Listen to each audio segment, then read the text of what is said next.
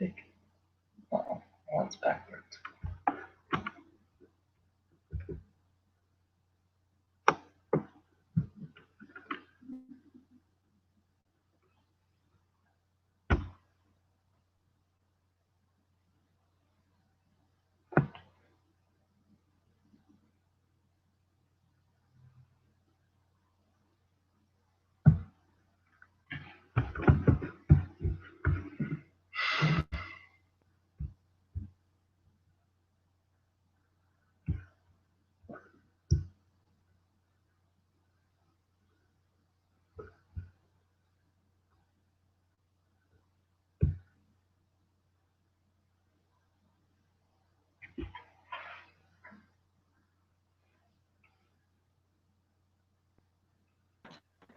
There we go.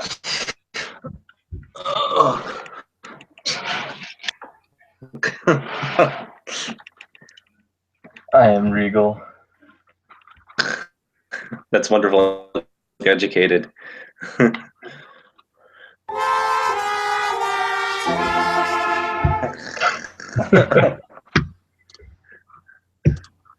Let's see. I don't know what you did.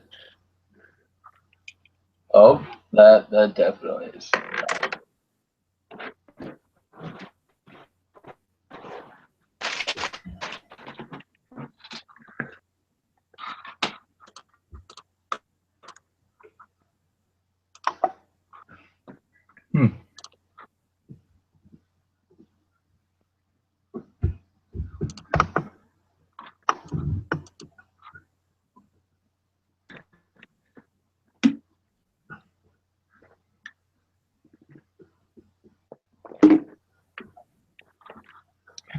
What are you up to? I just went shopping a little bit. Shopping? I do some homework probably. Yeah, I've got some quizzes to do. It's just What'd you say?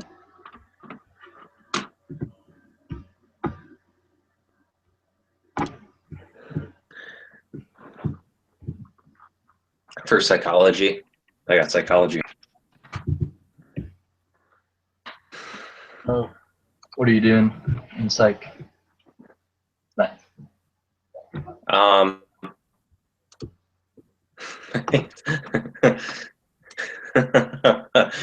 gonna do probably what is it this week? I'm not even sure. It's due tomorrow. Let's hope it's not important. But it's not that much work, so taking one class is honestly pretty easy. Is that all you're taking right now?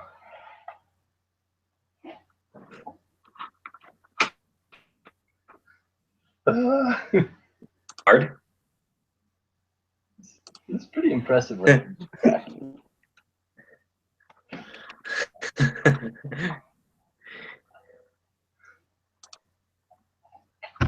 We're 12 years old. I know. Yes. Wait, I can match this with nope. No, what I was looking for. Goofing around with that earlier.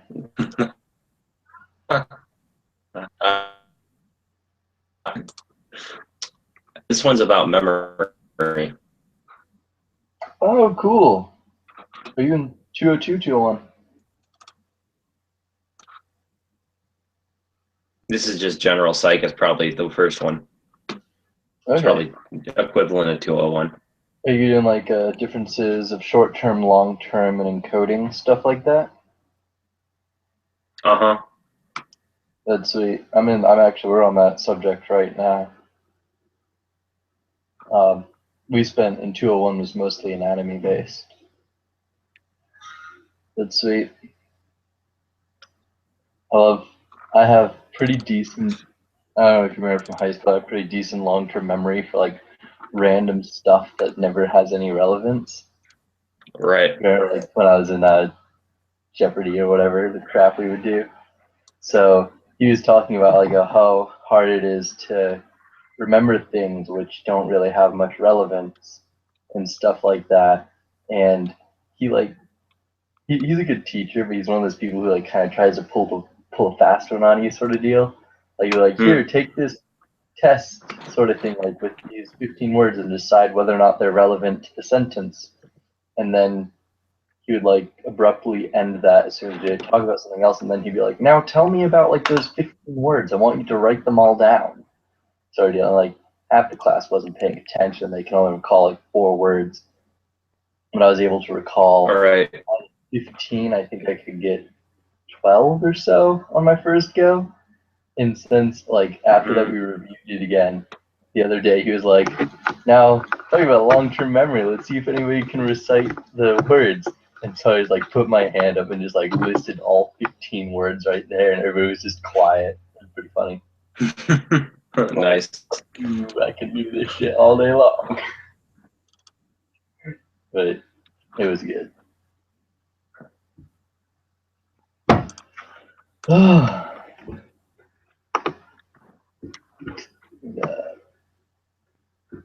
HR quizzes that I'm doing right now. Oh, really? Yeah.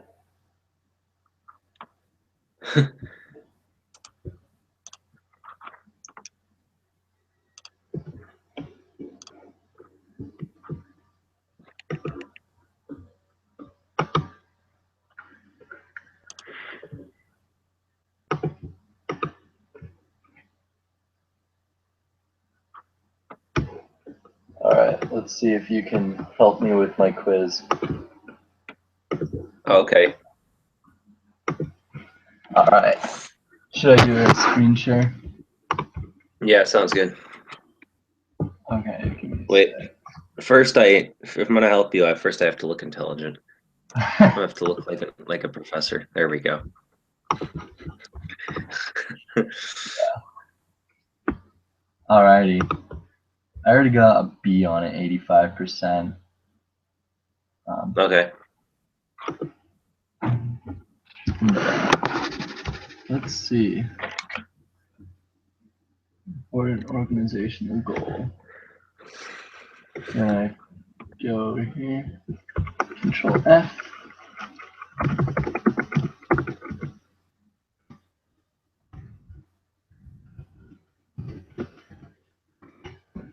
Oh, you're doing like you're searching the textbook. Yeah, searching Which the one? thing that I created earlier. But like this one doesn't come back.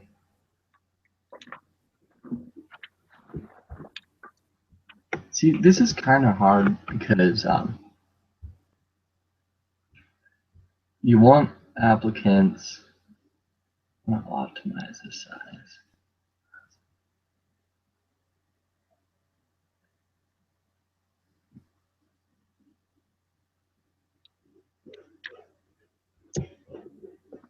It seems, I don't know, it seems kind of vague to me. Yeah, it's got a lot of stuff like this. I'd say D probably would be my guess. Just because like all the other stuff sounds a little bit vague. Like C sounds vague. E doesn't really make sense. B sounds like it's way too hard to do for each individual person. And then A makes sense. Like you'd want to do A, but B, it's like you want to have like as many qualified applicants, right? Yes, yeah. I'm gonna go with that, but I'm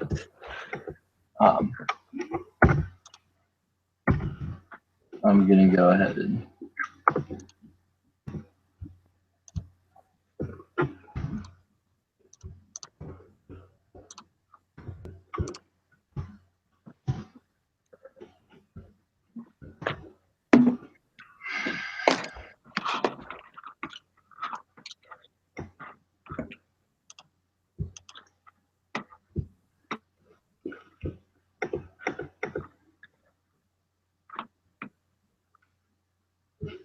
okay. I answered C on this earlier and got it wrong.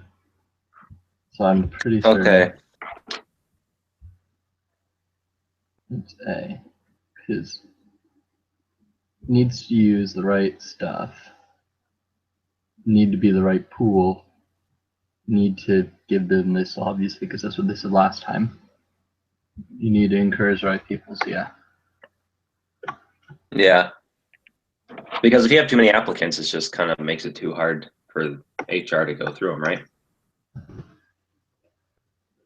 Yeah, yes.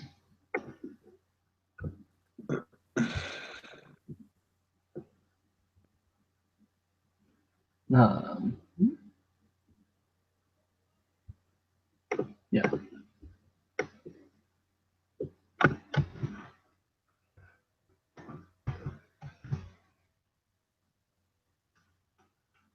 Yeah. So remember when you were talking to me the other day about hiring from within versus hiring from, external sources? Mm-hmm. So like that previous question is what that was getting at. Oh, really? Um, How much of internal?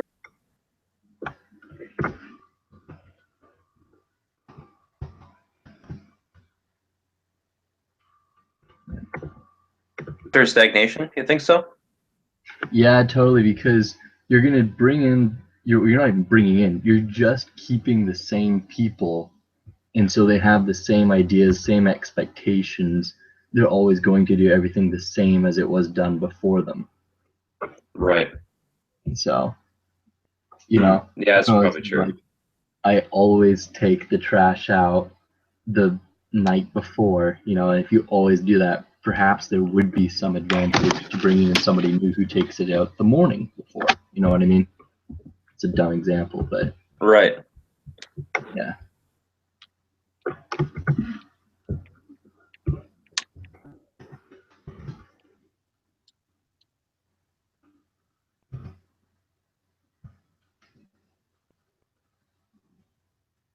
Um, second step.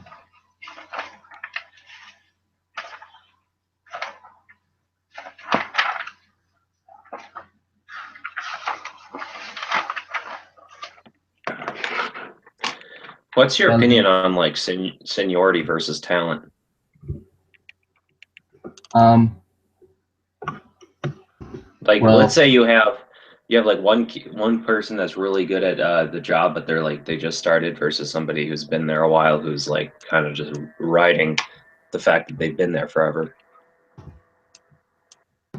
um, well, I mean, if somebody's been there forever, that likely means they're not going to be going anywhere. Um,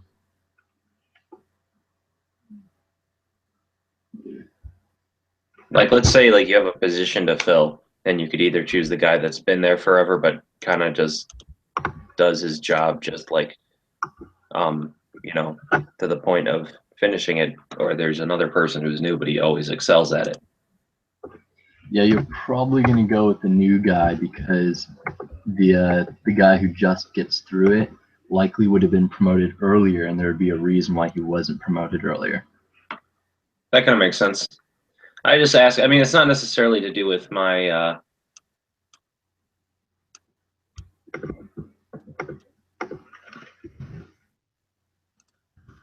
It's not necessarily to do with my situation. It's something also my uncle mentioned because he does data for he works on with data for Beaumont Hospital in Detroit, and like he works with like how they manage all of their imaging data, and he's like a lot better at his job than the other guys, but like nobody really gets mad at them for slacking off, and they always bust his ass. It's kind of like the guy who picks up the slack always gets like beat on first. Yeah, because they kind of have that expectation that he'll do that, and then if he Right. doesn't, Like he came out during when my grandmother was ill out here, and like they didn't back at work they did not do very well without him, and they were like all grumpy that he left when like any of the other guys could step out of the office for most of the day and nobody would notice, you know? Yeah, yeah, yep. But they're probably same position, same pay as him. Mm-hmm. Yeah. Yeah, pretty much.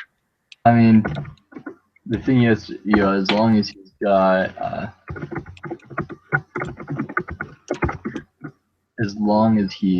a good manager who can, kind of see what's going on when something opens up, it should be beneficial. But does any of your curriculum have to do with like how to handle like people slacking in the workplace, like people, being on social media or whatever? Because I bet that's like a big part of it nowadays.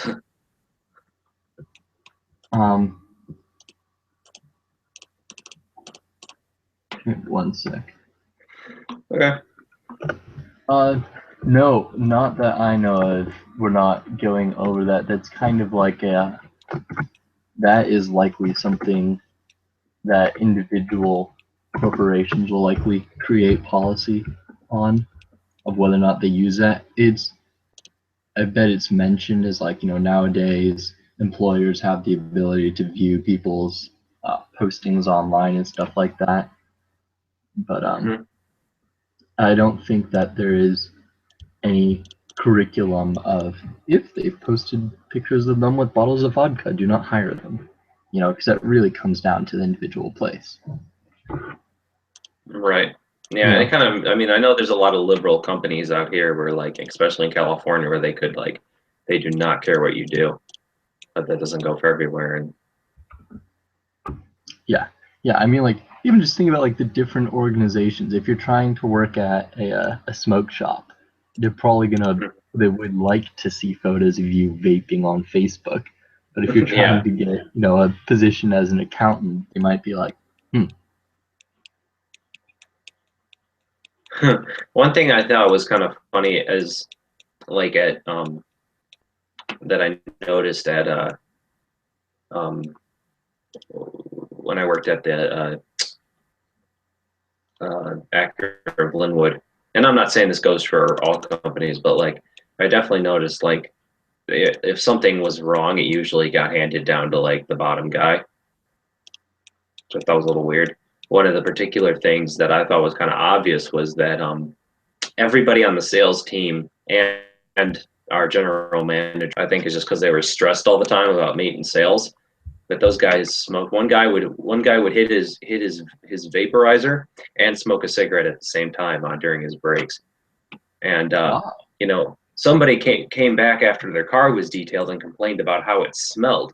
And it came down to us, because we were the detailers, and I'm like, you guys are the ones driving the cars to and from the customers, and like no one on the detail team really smoked at all, like just because our job wasn't that high stress compared to theirs. Oh yeah. But I don't know, I thought it was kind of dumb. I was like, it shouldn't just get handed down to, like, I don't know, and it's not really like something you can really say something about, It was a sales guy who did that. It was our general manager who complained about it. Oh, but who was the one vaping and smoking? He was a guy on the sales team, but the sales team would drive the cars around. Gotcha. Yeah.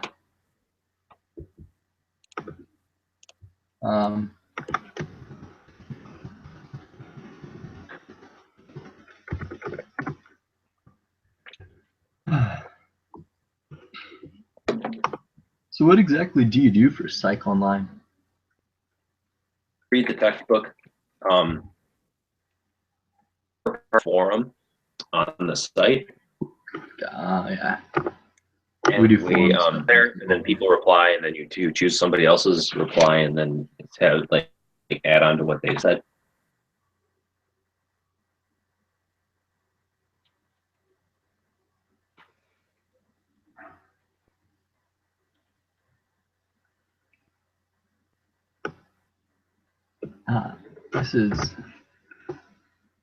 This is like, I don't know if you're even watching my screen anymore, but this is one of those things that's like a little irritating because It's kind of word of mouth. They're going to do a formal search.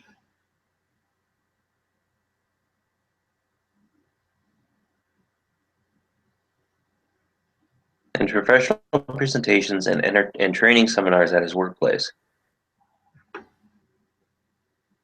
So the announcement was at one of the one of the professional presentations, right? Yeah. Which of the following recruiting methods is exemplified?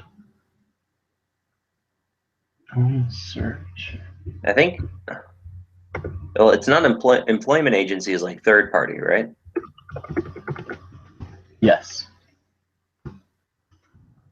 I guess it must be word of all this stuff. Other stuff seems like Public employment agency became a formal part of the recruiting process with the passage of Social Security Act. I don't know. That seems word of mouth seems like too loose, though. It seems like it's a pretty. It almost seems more like a job posting, kind of. Is it an employment agency? Yeah, that's what I'm gonna go with, just because. You see that? Oh, okay. And I will trust what my teacher wrote. You know? Uh-huh.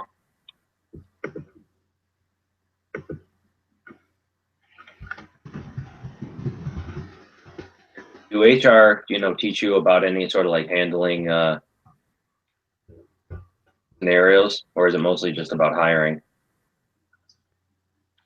This is mostly about structure and kind of what the job entails.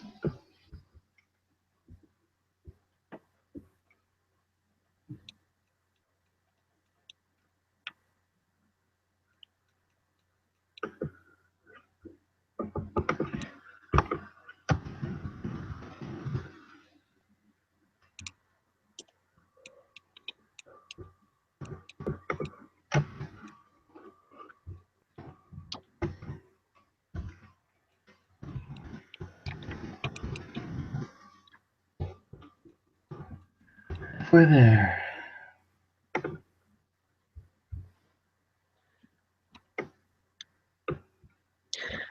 Brianna Foods, a manufacturer and distributor of grocery products, uses online recruiting.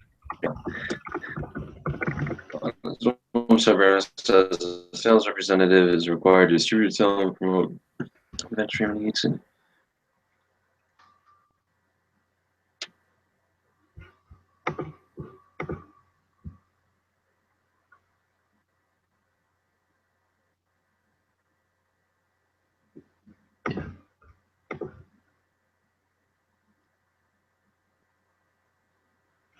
I don't know any of that.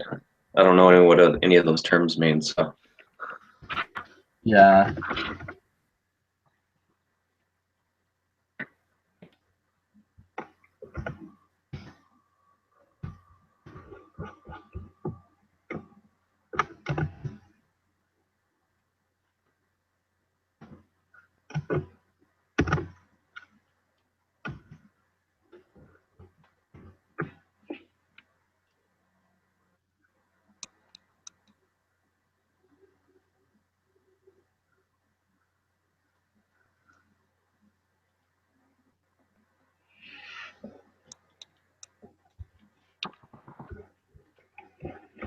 All right, time to pick.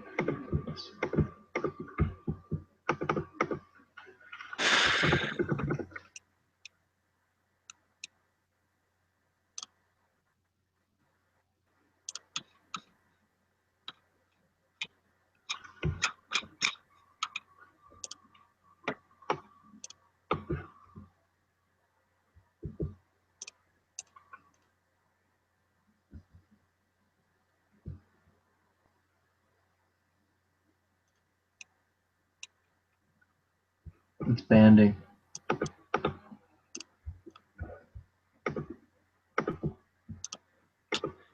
do you know who Alex Winley is from our school? Alex, who? From Alex Winley from Edmonds Woodway. No. Winley. a little Asian kid. He was a junior when we were seniors. Oh, I don't think I ever met him.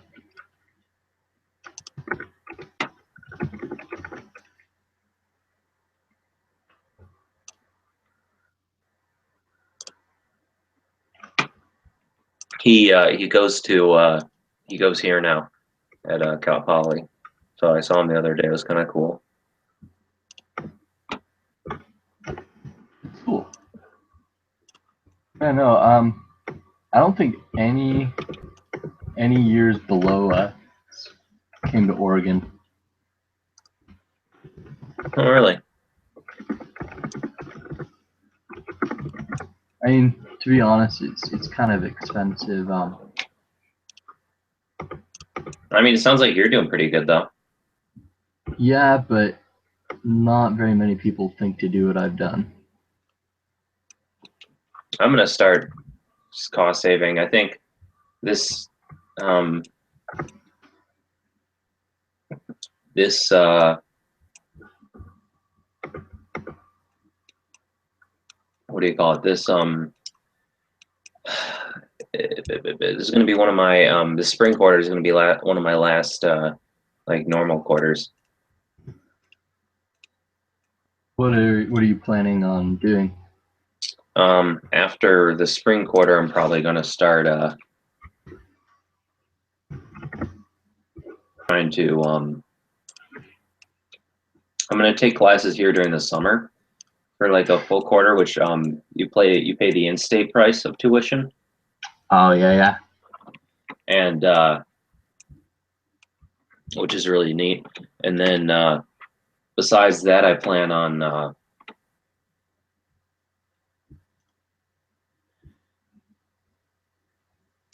just doing a lot more online classes through Foothill. How many classes are you taking at Lane?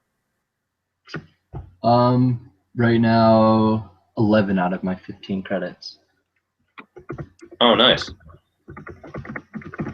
Yeah. I mean, like, the price per credit is something like $150 or something. It's cheap. Do you know what I mean? Mm-hmm. And the thing is, not as many this quarter as last quarter, but a lot of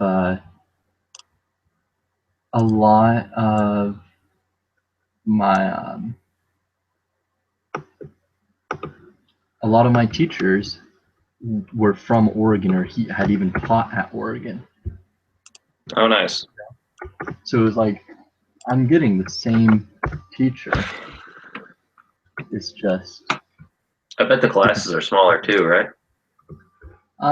yes. Yeah. For some they definitely are. I guess the downside is that I don't like have those people to study with. Like, here I'd be able to talk to somebody. Mm-hmm. So what is the rules for dual enrollment there? It's an application, have to get accepted to Oregon, and have both of the places agree that they're willing to cooperate with one another.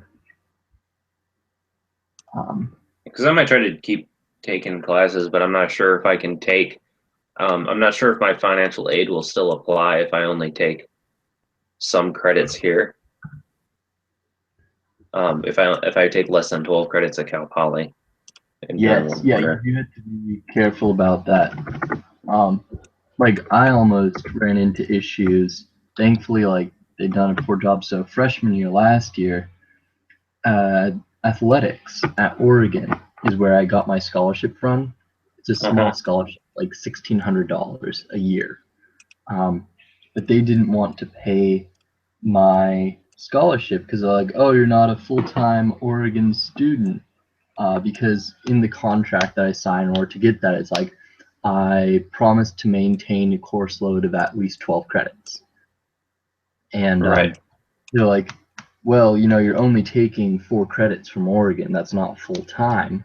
And then I had to go talk to them and be like, in the contract, it never said I had to take 12 credits from Oregon. It just said I had to be taking 12 credits.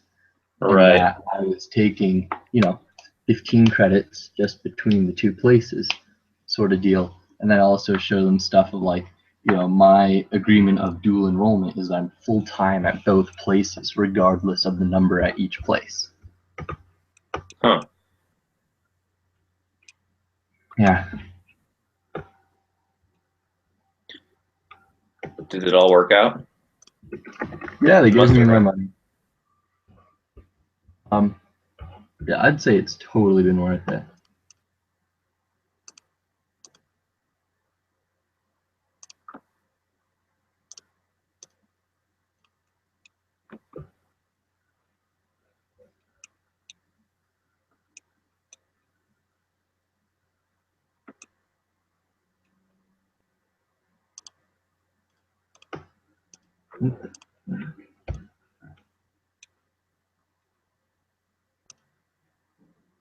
Ah.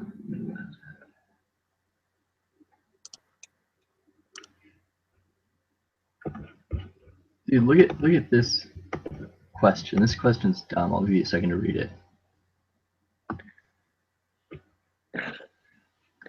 All right, Brilliance Incorporated is a management consulting firm that has offices in 6 large Midwestern cities.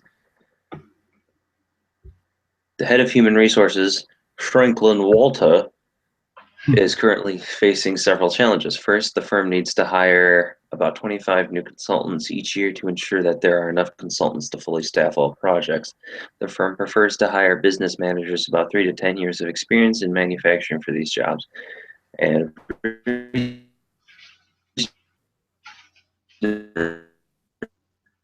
recruiting efforts balance for everyone to the volume. Okay.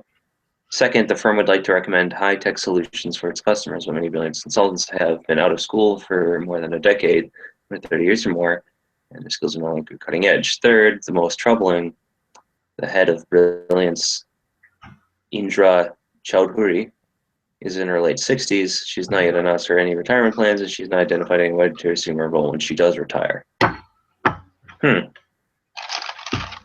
I guess that goes to just the next biggest stockholder, though, right?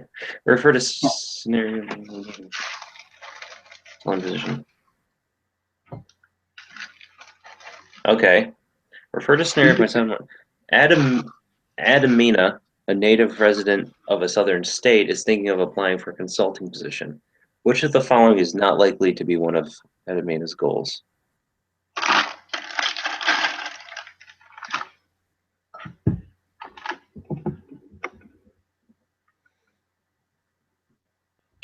I guess working close to her hometown makes sense because it's Midwestern. So, yeah.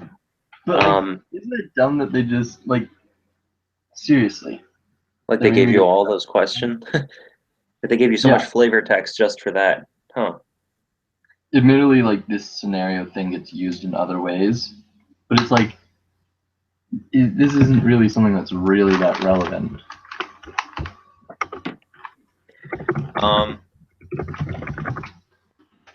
Because also this is a funny thing. It could be her goal, to work close to home. It just would never happen. Well, yeah. Well, I mean, if she was planning on working at the Brilliance or whatever, it wouldn't happen. But if she was pursuing it doesn't necessarily mean it's related and that she has to work there. Yeah.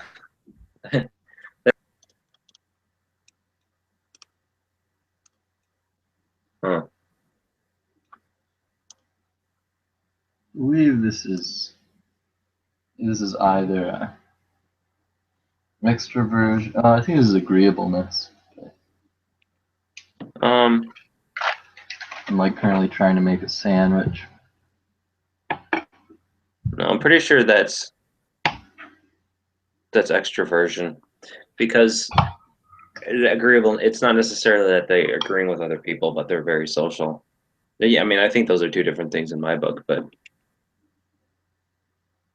Outgoing, sociable. Yeah, it is extroversion.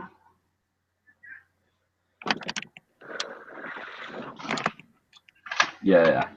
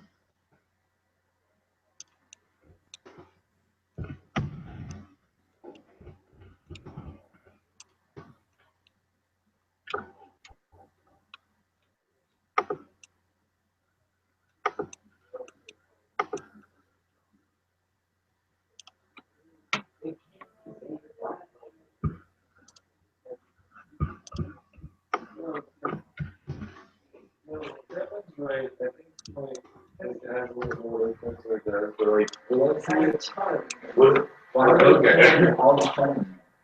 Because there's so many people that are trying to access the internet. Especially for the last month or the last week. What is going on? Outside? Oh, are those roommates? No, my window's open.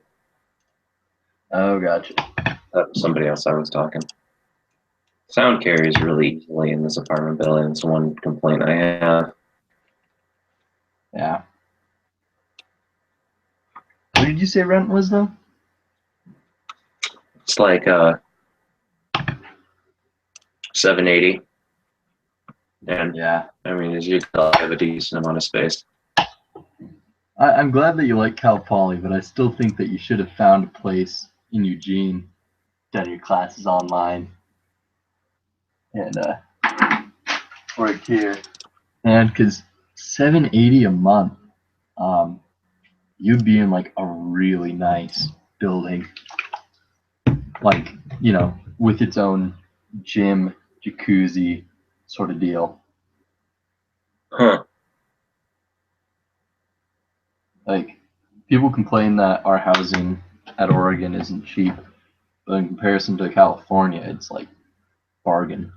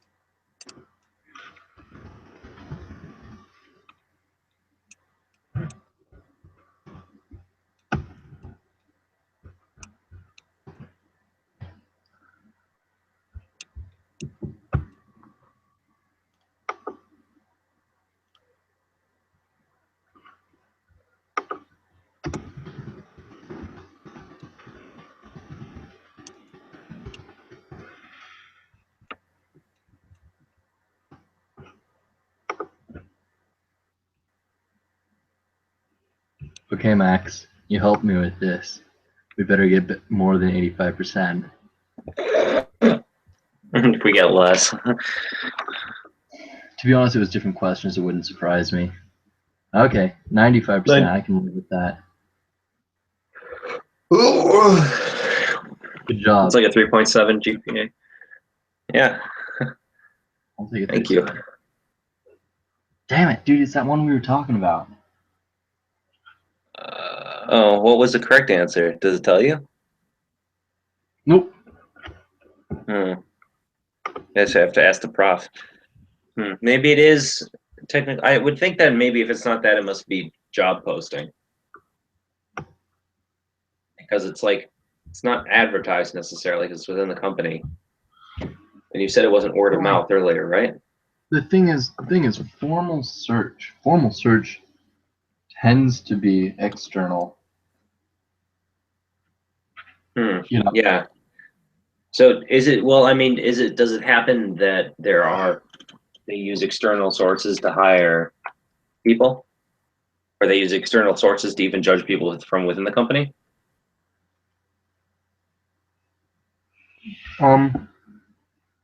Maybe. That's not really, because that'd be utility analysis to determine whether or not HR even has the right people. Mm-hmm. I wish I could click on it and it would tell me at least why it's not right, you know?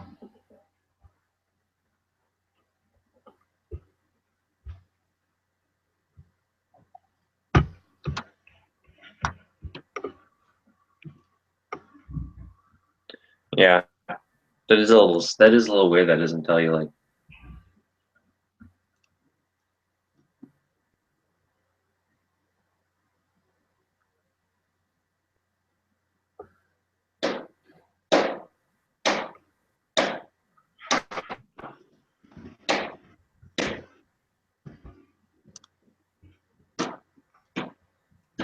All right, do we go for number 3 and hope for 100? Yeah, sure. I guess it must be. It's the same question. Maybe it's something else. You get the highest grade out of whichever you take, right? Yeah.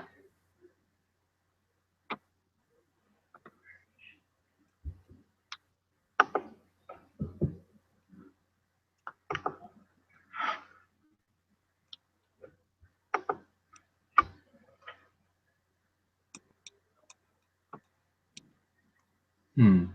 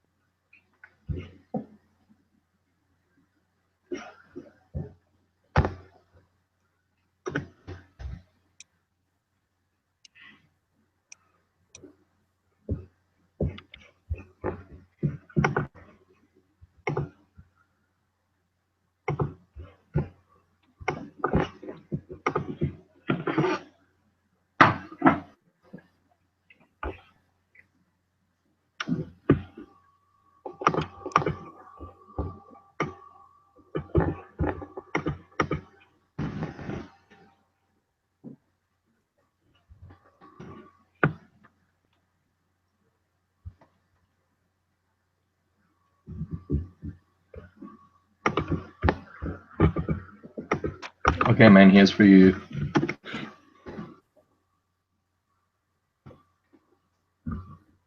This one? No, this is it. We're seeing if we're getting to hunt it.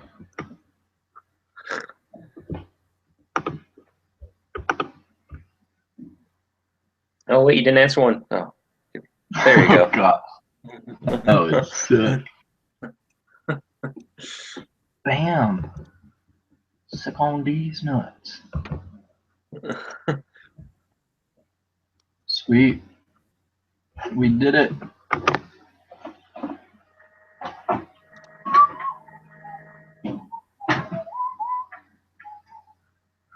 Oh, victory.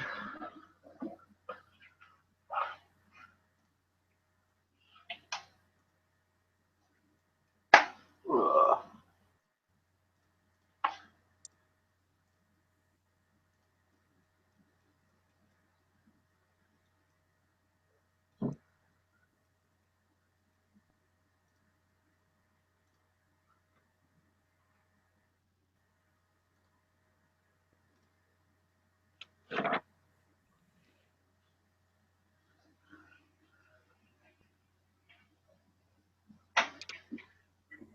Can I help you with your psych at all?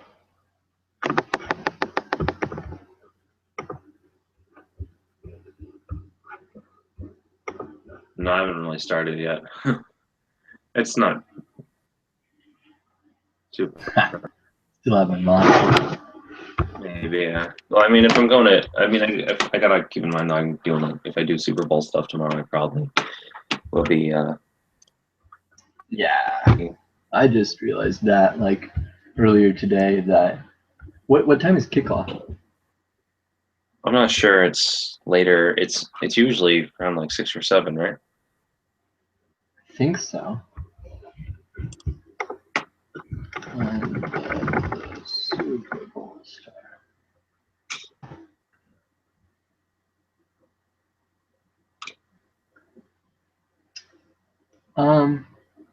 3:30 p.m.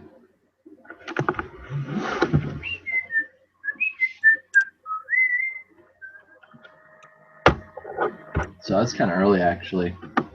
Oh yeah, but it goes for like 8 hours.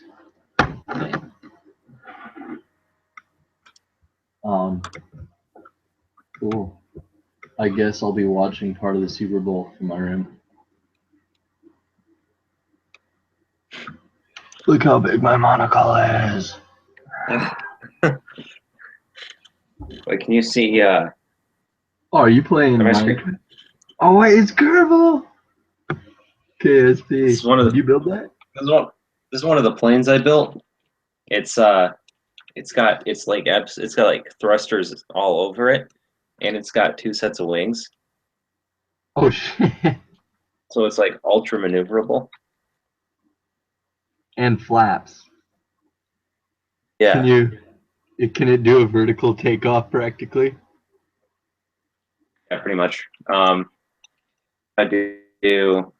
Let's see what's. I'll find the button for. Oh, that's gear. I want landing gear up, please.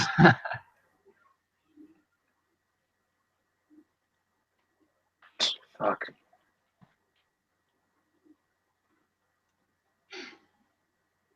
Just fire off the big one. There we go.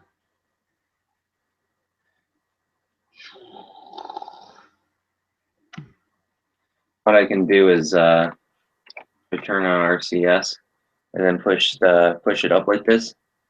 I can.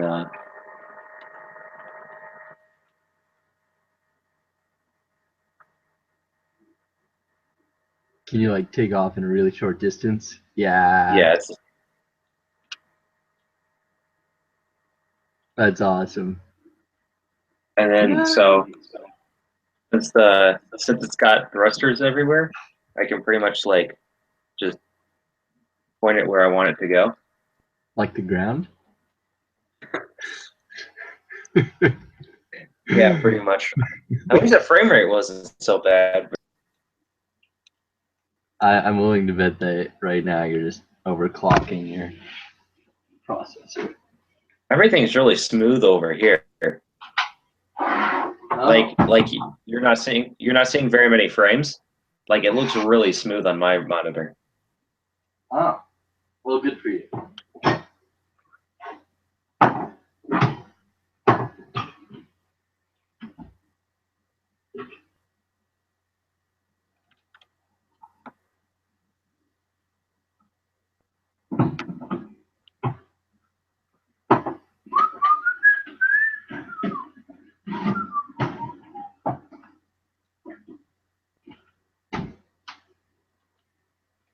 Nice.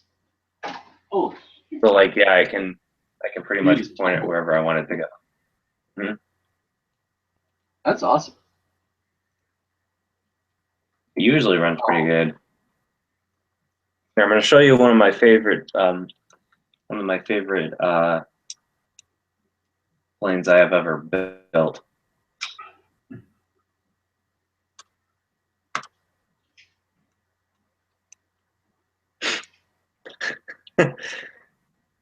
What the heck is that? It's the Space Dragster. Space drag. I like it. Does it fly? Oh yeah.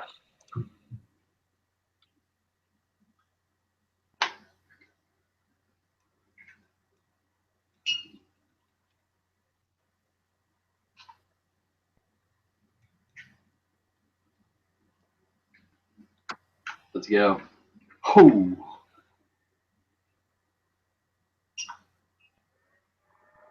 Is there any way to get it to like show what it's 0 to 60 and stuff would be?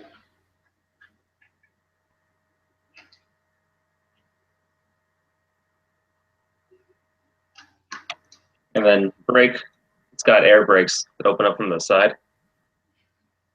Oh, I see that. Oh, that's funny. And then there's drogue chutes. I'm surprised it just doesn't rip them off. It's actually like right within its limitations. It's actually, I mean, it looks pretty goofy, but it's actually pretty well designed. Well, good job.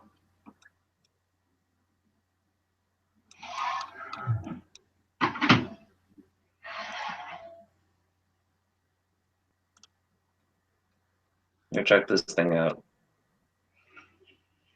This is showing the G's that it's currently under. It's already under 1G. Well, that's because of gravity. Oh, that makes sense. And so it 6G. actually has the most. Watch it when it slows down. Will it drop negative? No, it's always positive, but it'll go back up. It's heating up, even though it's like, dang, dude. No. Oh, I forgot to open the. Flings itself to bits.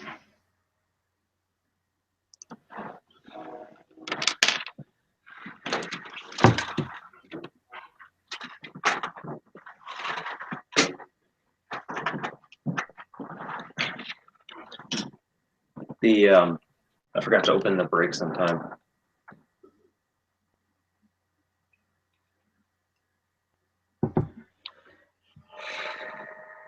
What? No. Oh. I forgot to turn on this. I forgot to turn on the stability control. Abs was off. Traction control. No.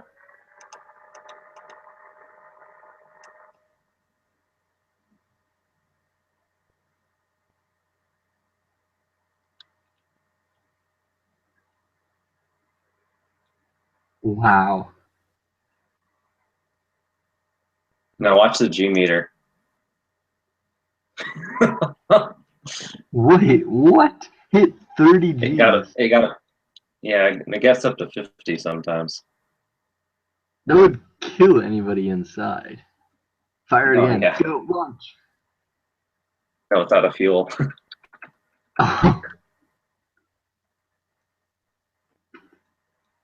Splashdown. Mm-hmm. That thing shot skywards, though. That's because all the weight's down here. Yeah. No, I mean, like, because you were at like 100 meters above the ground, and then all of a sudden you were 10,000 meters above the ground. No, yeah. It's just because of the lift, even though it's straight forward. Yeah. What you should do is you should tell them to go for a spacewalk while it's flying.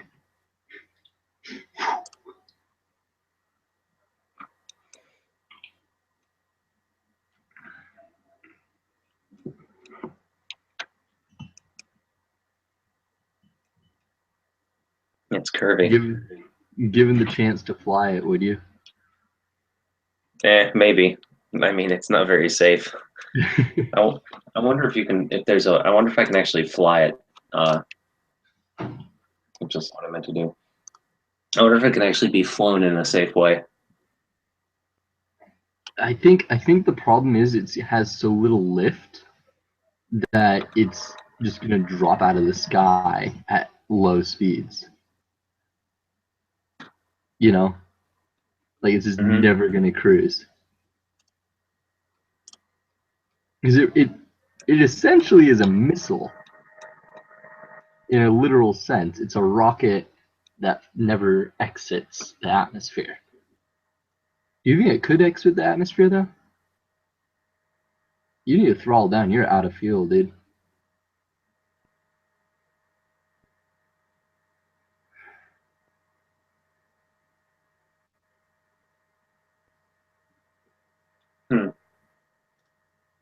That was weird. It usually doesn't spin out.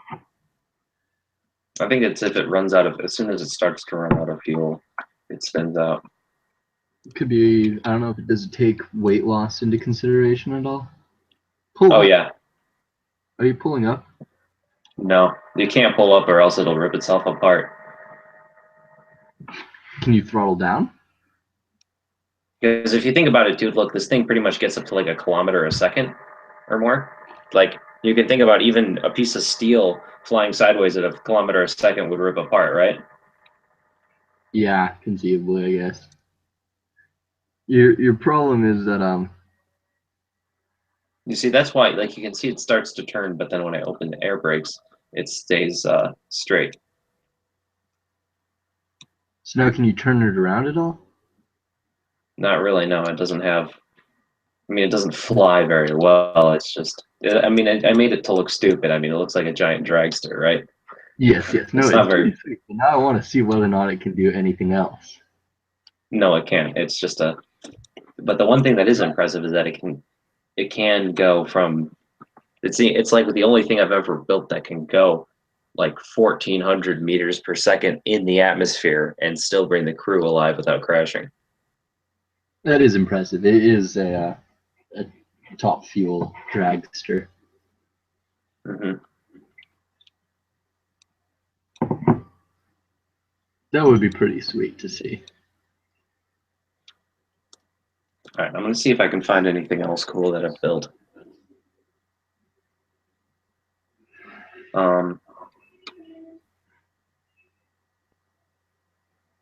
I made a submarine. This kind of cheats the physics. Wait, I want to see that. Go to the submarine.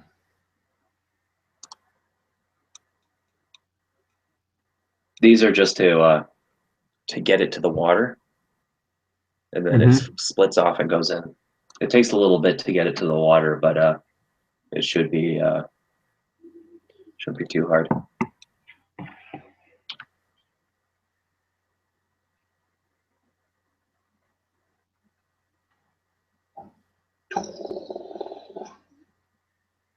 What if you came up off the ground just a little bit so you didn't have drag? It won't lift up. It doesn't have enough wing surface. Oh. Pretty much what they do for this game is they take the amount of drag or the programmed amount of drag that you get from the water, and they or ramp it up like a ton, and then that's what they use to calculate the amount of drag in the water.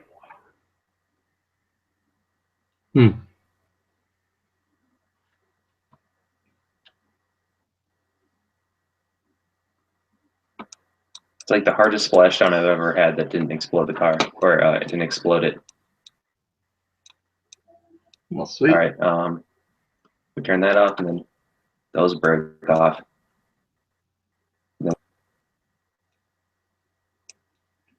Can it dive? What you can. Uh-huh. Solid fuel underwater. Oops. It can also like take off up into the air. I really should save it so that like I don't have to do that every time. But the problem with like the submarine launch is that if you fuck up, like you have to relaunch it all the way back from the.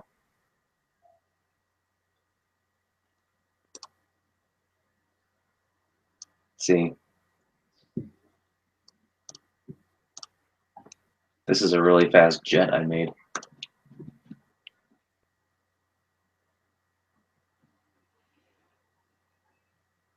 You know what they really need? They need to make a KSB multiplayer, and then you can put weapons on them.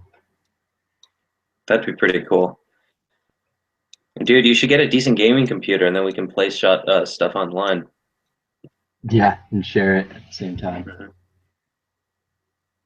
And we could like do stupid stuff. We could play like racing games online and shit. Or I was thinking about actually getting a PS4. You should get one too.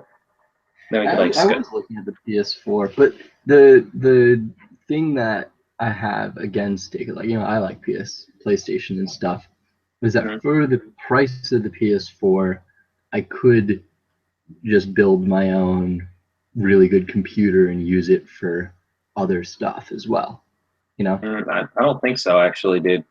Because they're like $300 now, and that's a pretty tight budget for a gaming computer. PC Parts Picker has a couple ones in that frame. Let me see.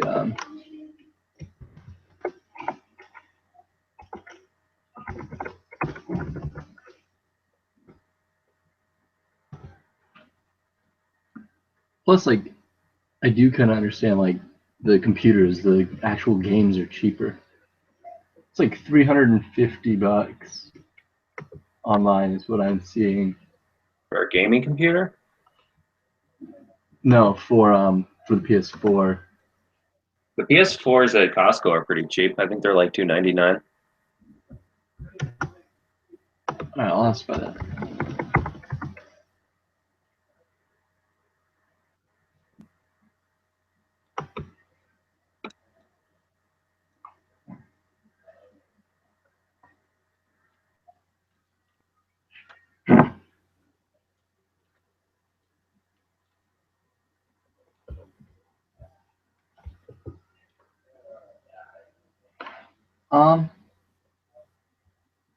I'm not seeing, like, they've got like a bundle pack thing. It's like $400.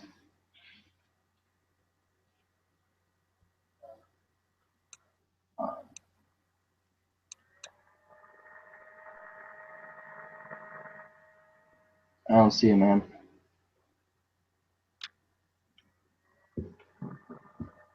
At Costco? Yeah. No, dude, I was at Costco yesterday. They have PS4s for sale. Okay, well, it's not on They got a lot of stuff that's not online, dude. Yeah, that's true. See, this is like the only actual console.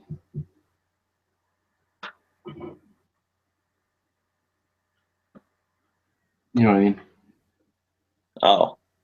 And no, they got them for like 200, dude. Or no, 290. Okay.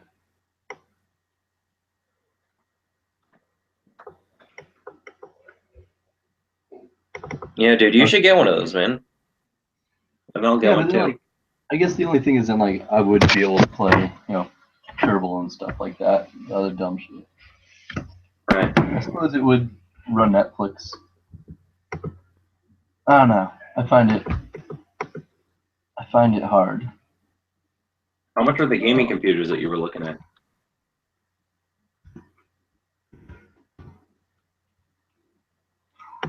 Right here. I know on Imgur that the had stuff shown of like being $300 because their whole goal was to match.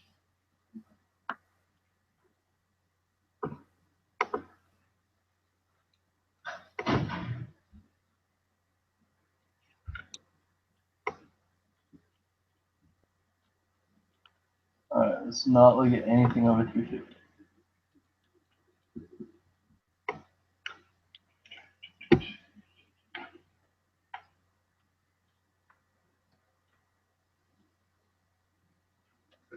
Budget gaming rig.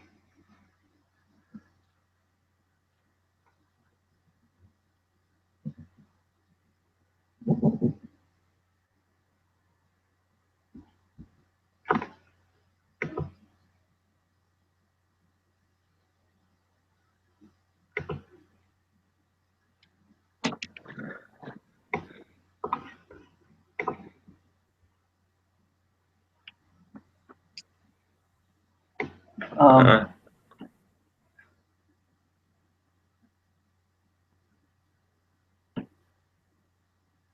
Yeah, I mean, some Uh, people have pulled some stuff together.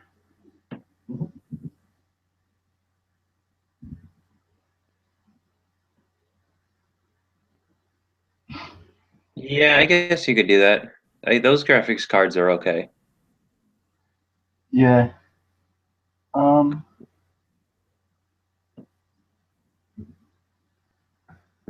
You might want to ask like an actual like computer geek about that sort of thing. If you're Yeah, gonna I've got a guy. There's a guy on the first floor who knows like a fair bit.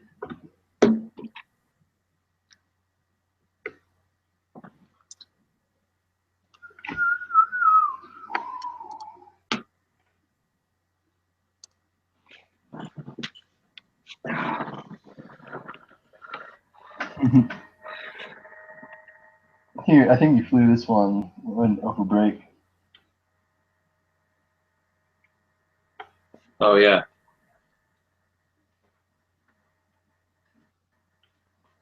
This is one of the stock ones that comes with the game. Oh, okay.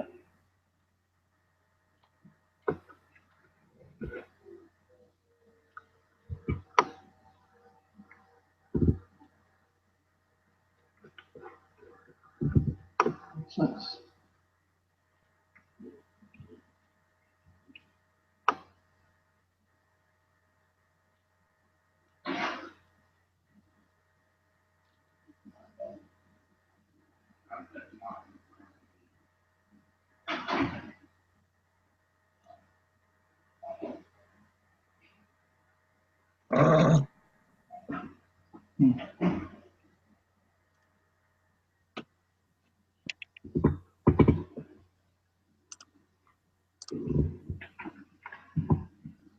This is pretty interesting.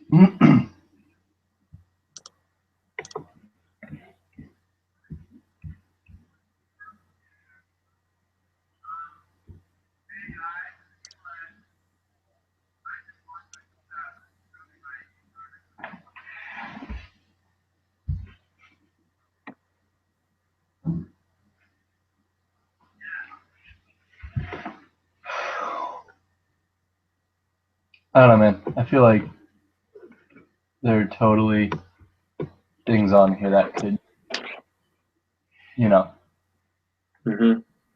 could go. No, I mean those graphics cards are pretty good. You should go for it. Yeah. What if I expanded just even like up to all? You got any plans for Valentine's Day? Sex. Nice.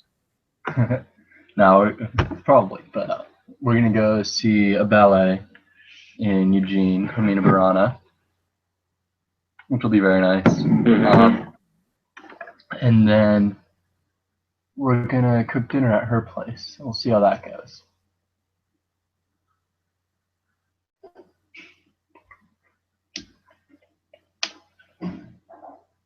Budget Steam build.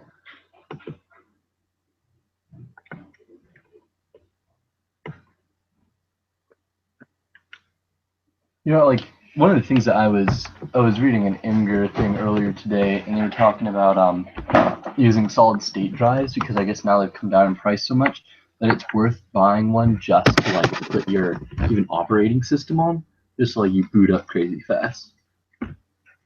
Okay, that makes sense.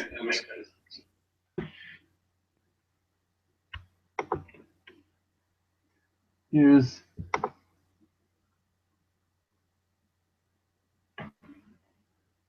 this guy. He just made a post today.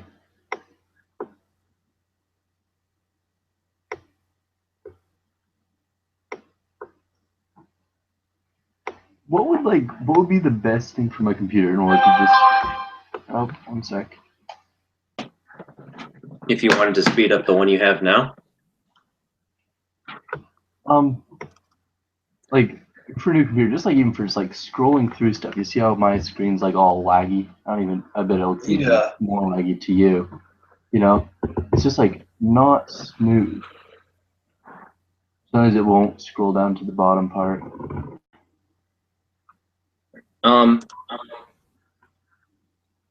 I would say probably Oops. the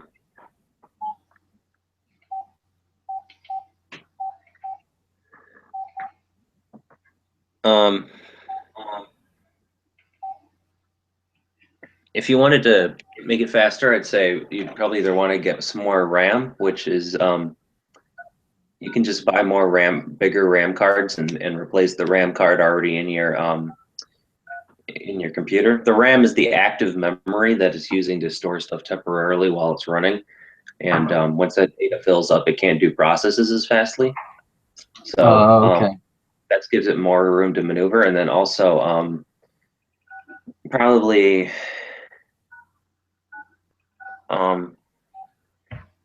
maybe a better main processor, like an Intel Core i7 or something. You probably don't really have to worry about graphics card yet.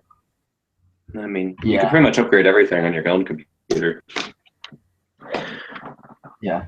Yeah, see like this I'm looking at your screen now of Steam, like that right there I guess would be even potentially considerable as the sort of money that I could put into a PC.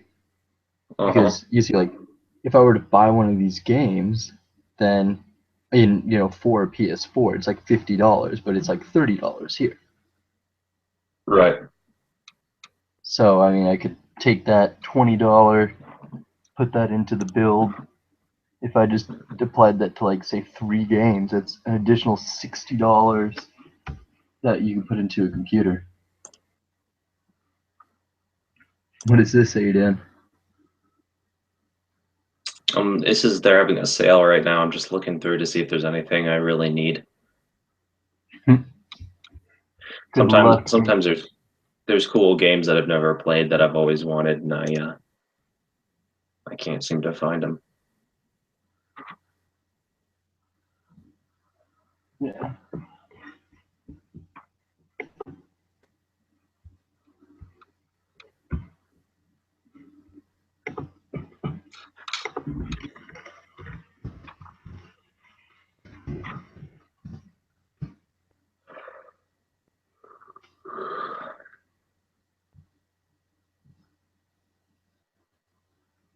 Here we go. This is one that I saw earlier.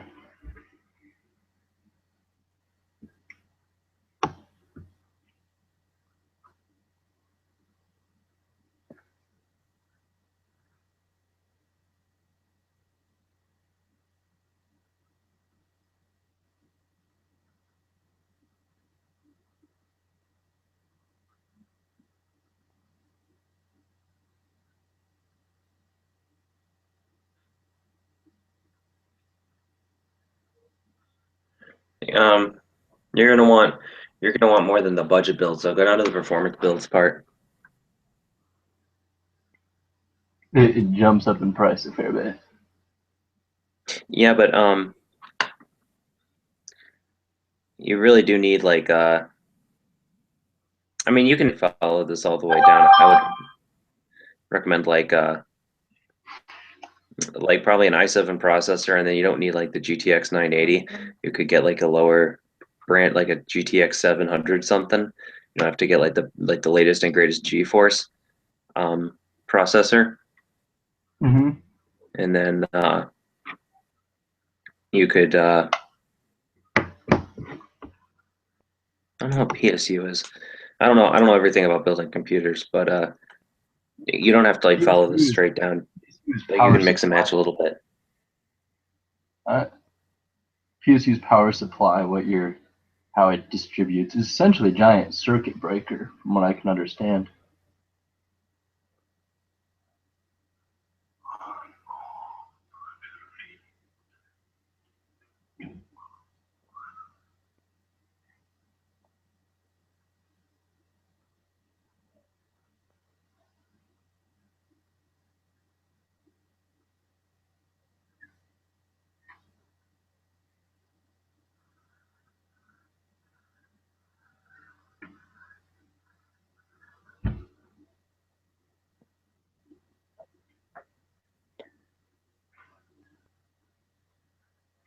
I've got a GeForce processor, and it works pretty well. I might try to upgrade my computer a little bit, especially more RAM.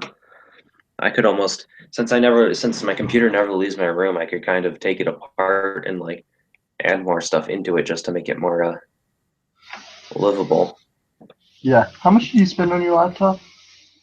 Mine was like around 1,000. Yeah. I think. No, that sounds like too much, was it? I thought you were around 800. But I think it was closer to 800. That sounds like too much. yeah, I don't remember it being 1,000. That was your graduation present, right? Yeah. It can still run most games really well.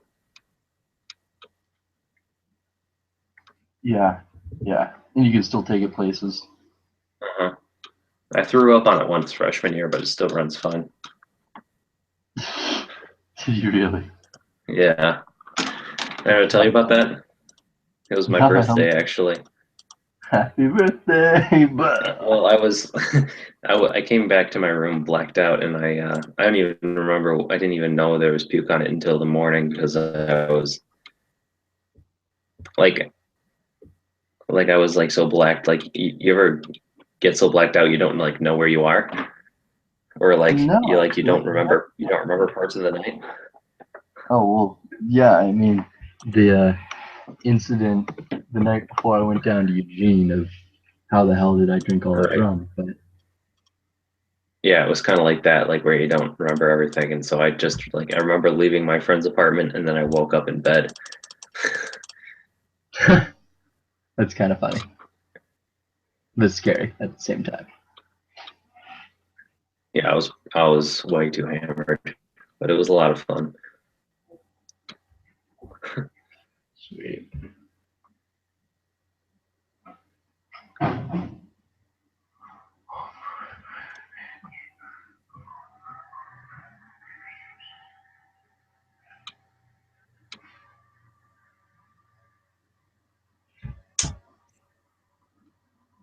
Mm.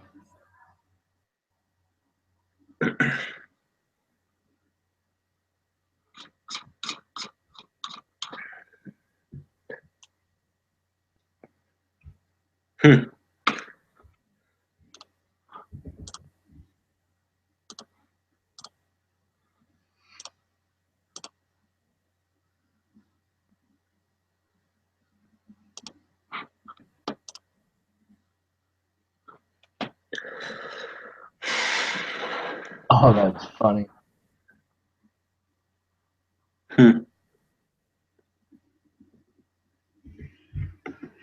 I think I would probably do well for cooling. Oh shit. You done fucked out.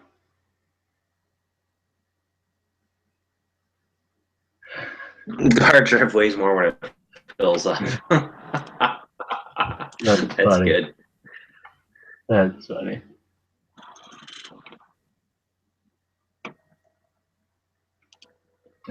Like, how did he do that? He obviously didn't put it very deep in.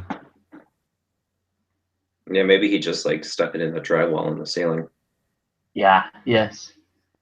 God, dude. Like, I'm pretty certain that Jamie and her roommates are not gonna get their security deposit back, just because they do like dumb stuff of, oh, I know, I'll try to hang a bike by putting 2 hooks into the drywall, sort of Oh, deal. really? You know, the problem is they're independent women who don't need anybody to tell them how to do anything. But it's like, maybe you should have listened to me when I said that's not going to be able to support weight. That's just drywall. You know?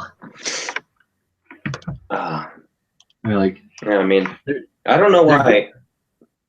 I don't know why women rent rooms that aren't just a. they aren't just what? I said I don't know why women rent rooms that aren't just a kitchen. Well, everybody.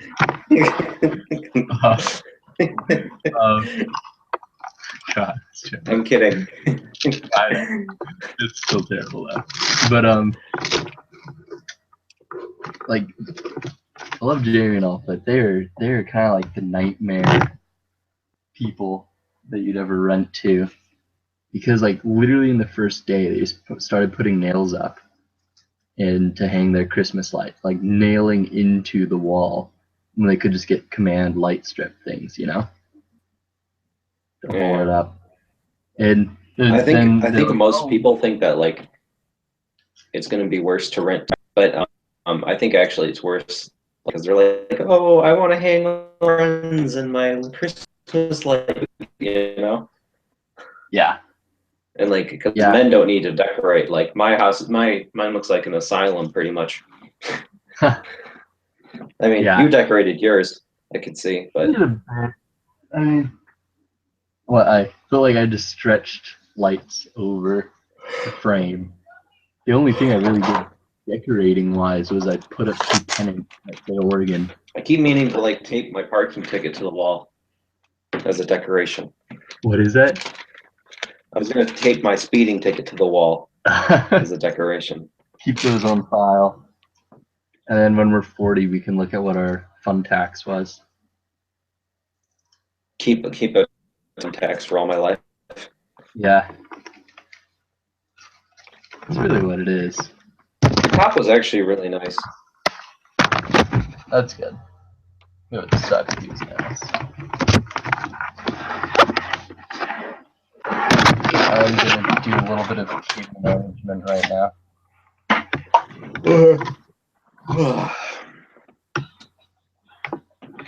Yeah, dude, I gotta work on my like regulating my caffeine consumption because I've had one of those days where I've had like a ton of caffeine and I still can't. Like I'm lazy. I think if I like took a week and didn't have, and then started having, and then started drinking caffeine again, you know, it would like actually work on me, you know. Yeah, but you're doing what I was afraid you were doing in high school, of just using it when it's not necessary. No, I don't. Yeah, I occasionally. I'm trying to just drink in the mornings and don't try to have any but past noon.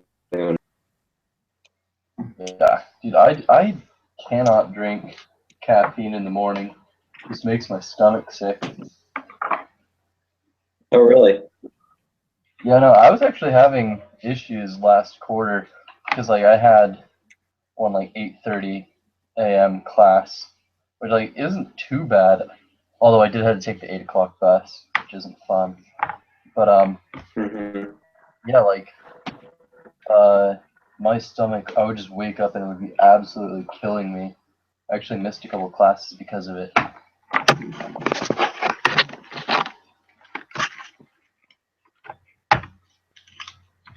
Okay, let's see. Is it from coffee or from like pop or something?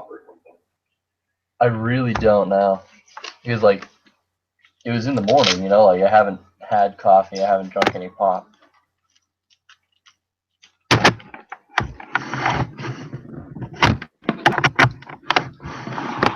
There we go.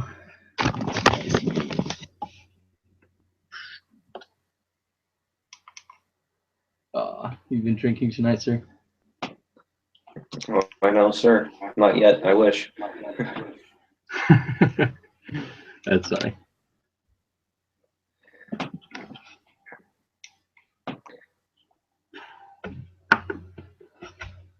Have you had much fun with the other RAs? No, dude. My co for this weekend, like, she's just kind of incompetent, and it's annoying. Really? Yeah. So, like, you remember how I got that phone call and I had to go because there was a leak, right? So I texted her like, "Hey, we've got a leak in Hawthorne," and I went out to go deal with it because we're supposed to get there, within like a couple minutes of getting the phone call. Like, she never bothered. She just texted me like, "OMG, what do we do?" 2 question marks. It's like she's supposed to know what we do, anyways, and then she never like came to it. She just chilled in her room, and so I ended up doing the documentation of like typing stuff about it when it was her turn to do the typing, and then she's Did like, you call her out on it? No, I haven't yet. I think it probably will tonight. But then so like if I have the phone, they do the typing, and then I'm gonna give her the phone, and tomorrow I do the typing, sort of deal. Right. But so we're supposed to send a report at the end of the night to let the other RAs and our bosses know what happened. Oh, I have these documentations, everything's quiet, something broke, stuff like that. And she never did it. And so it was like noon this morning, and I texted her and I was like, "Hey, have you done that report?" And she hadn't, because like I didn't get the email, and she didn't reply. So like 20 minutes later, I was like, "All right, whatever. I'm just gonna do it myself so my boss doesn't get mad at me." And so I did it, and then she did it and submitted it like literally a minute after me. So like everybody got 2 emails, and the problem is like they didn't say or include exactly the same things. Oh, sort of shit. deal. So It's not like there were any mistakes, but it's kind of like dissimilar nights. Oh, okay. You know what I mean? It's Well, like, I mean, did she like make stuff up in hers, or? No, not exactly. But it's just, it's just not professional. Right. Well, it's definitely like it's good human resource skills to call people out when they're doing a bad job, right? So. Yeah, but you got to pick your battles. That's the other part. Yeah.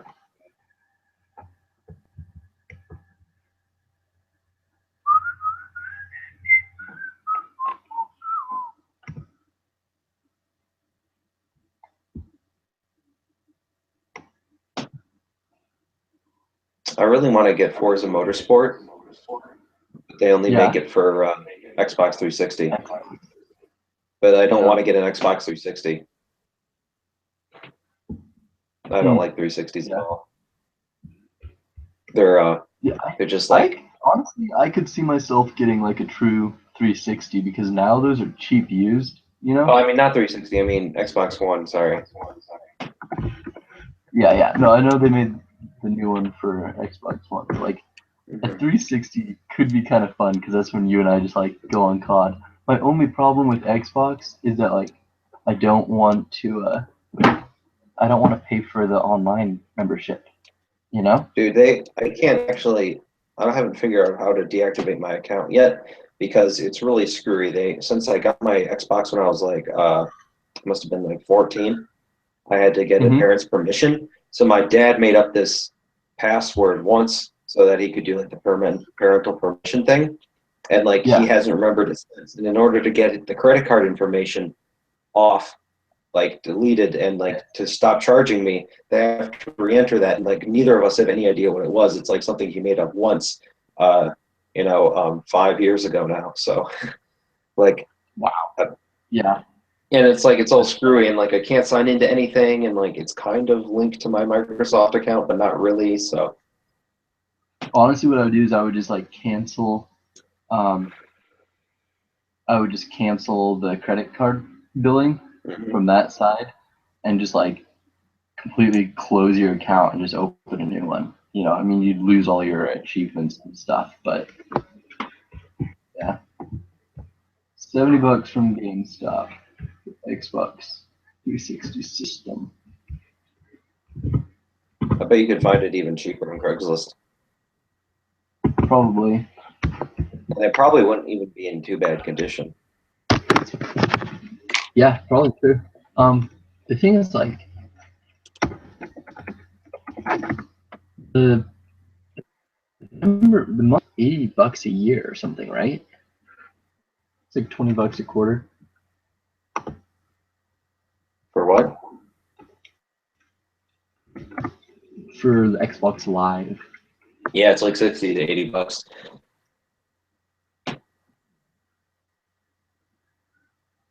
I forget if they still charge for that. I think they do. But that's kind of why I wanted a PS4 is because the online is so much easier. Yes, yes. Yeah, no, that's why my parents got me a PS3.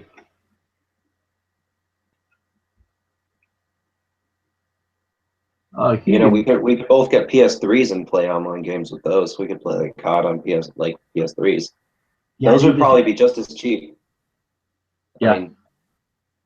I mean, the thing I want to do, I want to rescue my PS3 from home and buy my parents like a Kindle Fire Stick or whatever, the TV Fire thing, because all they use my PS3 for is they use it to watch Netflix and DVDs because it has a Blu-ray player. Like each of those can be purchased for like under $100. Oh, my parents, man. Yeah. I mean, it's probably the same thing like how my parents are, where they just want the PS3 because they know how to use it, or like they like the system. Yes. They don't want to have to like use something they don't know how to use. Yep, that's totally true. My mom doesn't know anything about technology, so it's kind of funny to hear her complain about it sometimes. And she's and she never lets my dad help her with technology anymore because she's like, every time your dad's helped me with something, it always runs slower when I get it back. And I'm like as if he's got some sort of like devil's touch or something like for computers. And I'm like, no, that's not how it works. It's just your imagination. And like she always bitches about not having like a good computer, and I don't know. It's old. Yeah, I remember like my mom was kind of that way too, like using her laptop and stuff. Like be using it like literally only for Word documents and stuff, and then it would get a virus of some sort, and my brother and I would get in a ton of trouble. And be like, this is dumb. I mean, looking back at when I did mess up the computers when I was younger, I probably could have blamed it on my dad or like just something they did.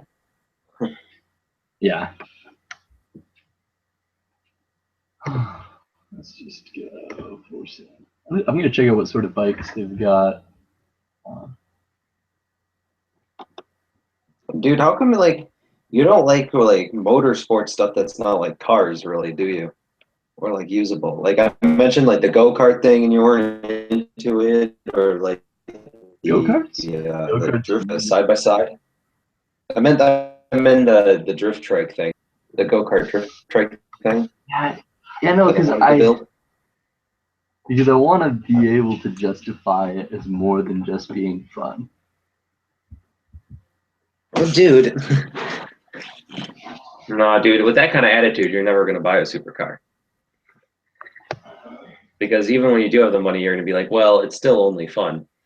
Well, I guess I could also save the money I'm saving by getting something practical until then would help. Yeah, maybe, but I don't know. Maybe I'm just like more prone to it because my parents were always like tried to keep me away from anything motorized when I was younger. It pissed me off because a couple of my friends got like those little electric Razor scooters. Oh yeah, dude, I want one of those so bad. Oh my God. And I was like, I had money saved up for it. I'm like, Dad, I'm going to get this. And he's like, no, like, what if you have to insure it? And like, I don't want to, like, what if you need, and he like sent me like 3 emails and stuff about like, okay, here's the motorcycle licensing laws for the motorcycle licensing laws for, like, Dad, it's a toy. Like, nobody has ever gotten a ticket on one of these. You just ride it up and down the street. Yeah, no, my parents did something similar to that.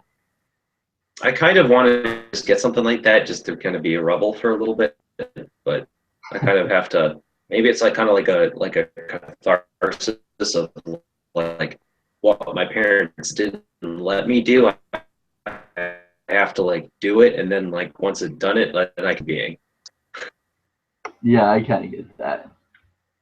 It's like get it out of your system of sorts. Yeah.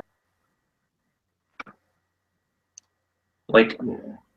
I don't know, dude. The thing is, my my my grandma ate my mom at all, so she's spent a lot of time over validating me. Like I like the more I become an adult, like the more I realize like how it affects decisions and stuff. Mm-hmm. Yeah, I gotta get that. My computer's being all glitchy and kind of cutting in and out. But I'm trying to clean it up right now. There we go.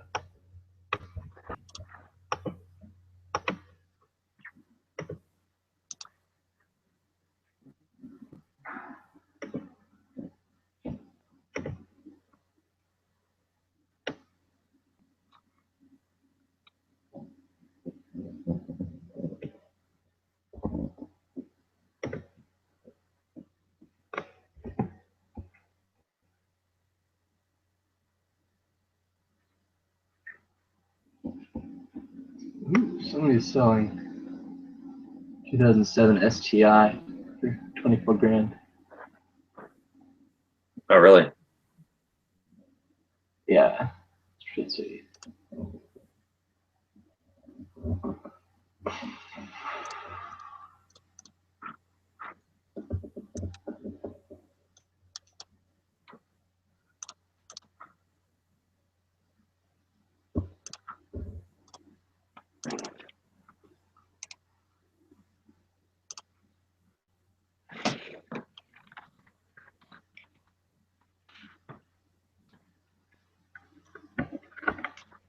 Sometimes, like, I'm always amazed um, by like Finnegan, how they're able to get some cool vehicle for like $800. Uh-huh. Yeah, And I think they just look a lot. They might be fixed up too by the time they get them. mm-hmm. Yeah, dude. Here's the thing, like, I wish Chad had been more reasonable when it came to getting his car, because like he was so fixated on new.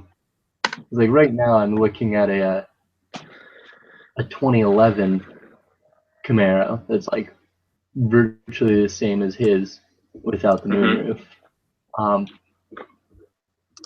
and it's like less than 13 grand. 74,000 miles. How many?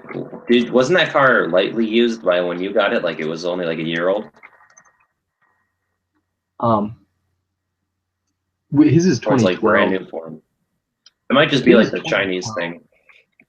Under 20,000. We bought the car for like, I want to say, I think we ended up getting it for like 20 grand. So we got like 4 grand off, and then a fair bit of that's gone into his insurance. Yeah, but is it new? Was it like new? By my standards, yes, it was. But like technically though, like on the was it like a pre-owned vehicle? No. Yeah, we were second owner. He could have gotten like for 20 grand. He could have gotten like a BMW M6 or something, like a 2006 one. Yeah, but he was not interested in anything that wasn't at least like moderately new. Dude, like getting him to even consider the Camaro was a struggle. Well, what did he want at first? At first, he wanted, like, very first thing he told me was he wanted to come out, and then he wanted to get like a Honda Accord or something or no, he wanted a Camry. That's what he wanted. Why? Because he thinks they're cool. Which is a bit painful. And lately he was talking about the Prius because he thinks the Prius looks good. And then he was on the Honda CRZ, which isn't bad. That's what Ryan has, but he wasn't really able to find one in the right price area. And it's like, for other things, like you need to buy an American car to come to America, you know. Right. He could have gone. He could have gone like a Camaro, like a V8 Camaro for like a few years ago. You know. Yes, totally. No, like told him about that. And it's like the same styling too. It's like the same chassis. Yes, yeah, no, they're virtually identical, other than more. Dude, I bet you could have just told him like, yeah, dude, this one's new, and just like done it. You know. Yeah, I know. The thing like that was so hard was explaining like he really wanted leather seats and he really wanted navigation.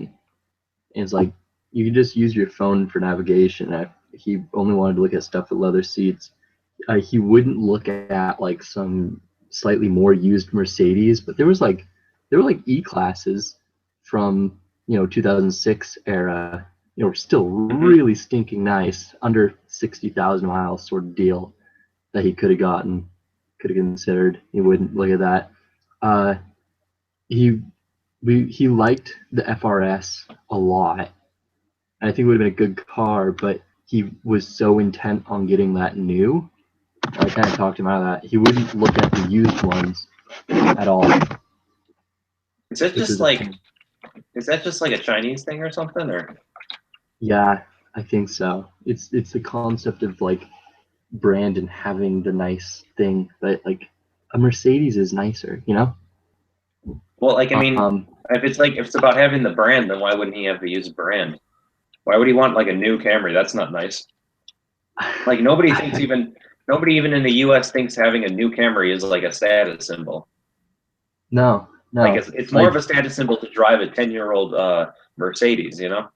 Yes, yeah, totally. Like I would if somebody rolled up in a new Honda, I wouldn't think they had a lot of money. Even if they rolled up in like a 2005 BMW 5 Series, I would think that they probably had a decent amount of cash. Yeah. I don't know, man. Like, and he couldn't get him to look at a used FRS. And I was trying to explain, like, like you can completely get new seats in this car for like $600-800 sort of deal. Like leather seats installed by somebody who's good. And he like kind of got on that, but not really. Like looking back on it, I probably should have like pushed even harder to get him into like a used FRS, and then just like arrange to have it be sent to a bunch of shops to get stuff done. Honestly, it might have like he might actually be a better driver in the FRS because it's not such a big car, you know. Okay, well here's the problem. Like the Camaro is honestly a terrible car for him, but like I hadn't realized he was going to be so incompetent. Like, you didn't know how bad of a driver he was? No, I mean like I knew he had no experience, but hell, I had no experience when I first drove my dad's car, but I figured it out after like 2 weeks, sort of deal. And I mean, he has had so much seat time. It's just insane. Did they not like grow up with cars? No, I mean like that's one of the things he and I do talk about that. Like, yeah, he doesn't really have any cultural experience with cars. I mean, like China hasn't even had Western cars until the last 15 years, Right. But it's just nuts. Even you'd think like without having done that, just the amount of times we've gone over stuff like that. Mm-hmm. I don't understand it. Like I knew that starting was going to be a little rough, right? I even could get that when I got in the car. Let's see, within 50 miles.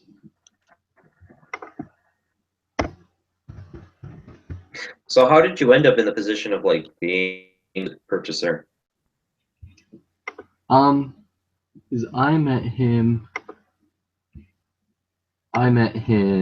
last year in the dorms. Met him last year in the dorms, like, because I saw him one night. Added him on Facebook, and he made a couple posts of like, "Oh, cars are cool" or whatever. And I was like being friendly and posting. He's like, "Oh, I'm looking to get a car," and I'm like, "I will help," because I kind of realized that this guy didn't know a whole lot, and I have an opportunity to kind of get in and be able to, have access to a car. Right. And you're like, look at this, That's cool. 20 grand. Does he mind that you borrow it a lot? A little, I think, but not a whole lot. It's super weird. Like, it's kind of hard to get a read on him because sometimes it'll be like the biggest burden, even though he's like not about to use the car, and then other times like I've gone for like a period of like 5 days where he's never asked for the key back, and like I'll text him and be like, "Yo, when can I get you the key?" and he just won't respond. I just don't get it. I don't know, dude. There's a lot of flaky people out there, man. Yeah. Don't know. Oh, dude, like. Dude, they're so cheap now, dude. I swear to God, when in like 5 years, we're gonna be able to buy a ton of them and just trash them. Yeah. Yes.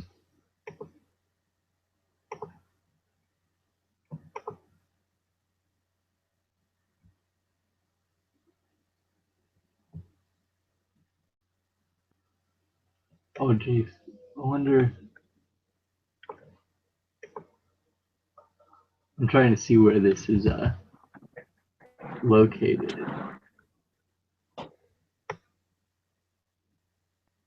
Oh my Michael, God. the 30 grand. Dude, this exact. Michael, Go ahead. supposed to Okay, have the this. 30 grand by the time the price drops to 10 grand. That'd be pretty sweet. Yeah. I mean, I that's want to only be like able. 8 years out. When I want Maybe shorter, maybe 5 years. I think it's going to be closer to 5. The I could see it happen by like 20. Probably like by when they hit like 10 years old is when cars really start to get under like pretty cheap. So the I'd say yeah.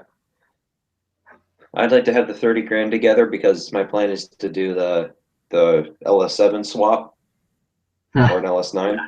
I'm going to spend the 10 grand for the car, 10 grand for the LS9 and the tranny, and then 10 grand to have professionals put it together for me. That'd be pretty cool. Check this out, dude. And then it's going to be like a 2,500 pound, like 700 horsepower car, you know? Yeah. Look at this. This it's the BRZ, so it's slightly nicer with the manual. 20 grand. This is what I probably would have gone for. This is not the exact one.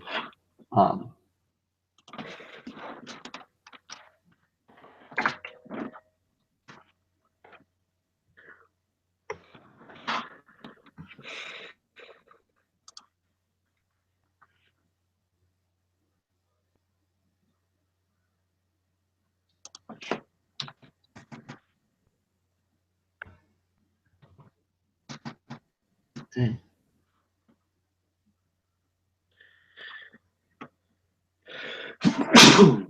You could have gotten an 06 SRT8 Charger. There's lots of those. Yeah, actually, that was one of the first cars I tried to get him to look at, but we couldn't find a new one with leather seats, and he like flipped out over that. He didn't flip out; he just like refused to really consider it.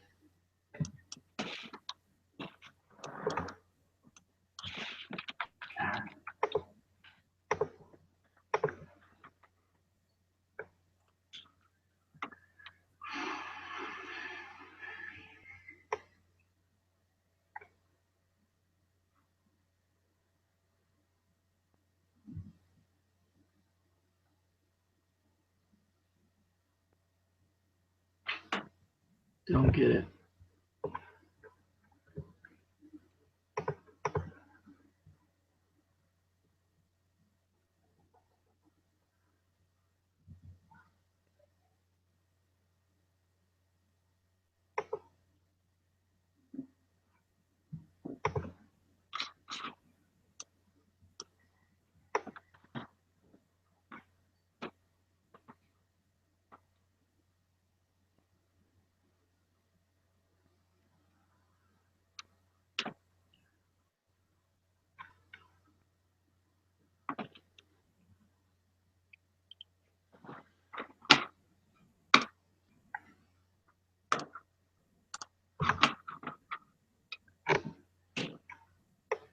All these RTs are a little more expensive. Most of them are around like 23, 26 is or like 23,000. yeah. The Challengers are surprisingly have held their value pretty well. Yeah, that is interesting. Like the real thing, like something that he and I mentioned, was I should have had him buy like a $2,000 crap car for him to learn in. Right. I think that might have made him appreciate a better handling car too. Like maybe he wouldn't be so fixated on having a new one. Yeah. Oh, dude, this is like what I would have gotten. Dang. Isn't that Wow. awesome? That's It's so only got cool. 35,000 miles on it. What? Wow. Perfect condition. His car is in perfect condition. Was sold to previous owner. Going to new owner. Just had suspension damage because of the car. Pictures of the damage. Oh, the damage Oh. has been repaired.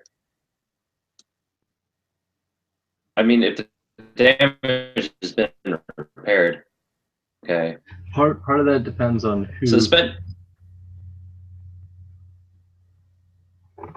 They probably did it through a BMW. There's really no way you can work on a car like this in your garage. Nope. Nope. But yeah, like sort of thing I get, dude. Like only 35,000 miles on it, and I mean, that means it's got new suspension parts on it too. Yeah. That That'd be thing's got to pretty be wicked.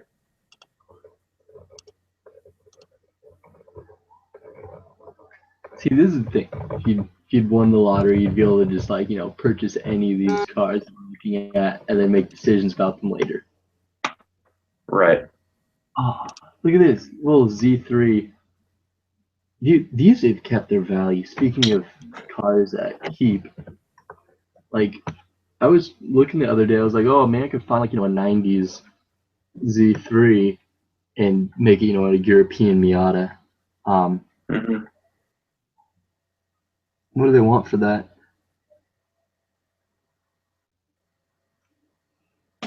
But For this yeah. M6, this is Yeah. 30K.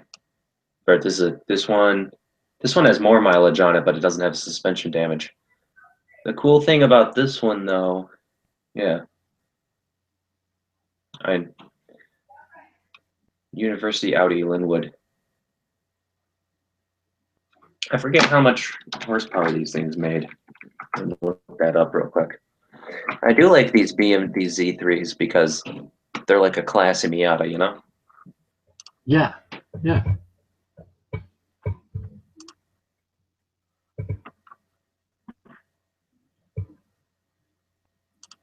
I made 500 horsepower, and you could easily buy like a Denon package to get it up to like 600 horsepower. That would be pretty awesome.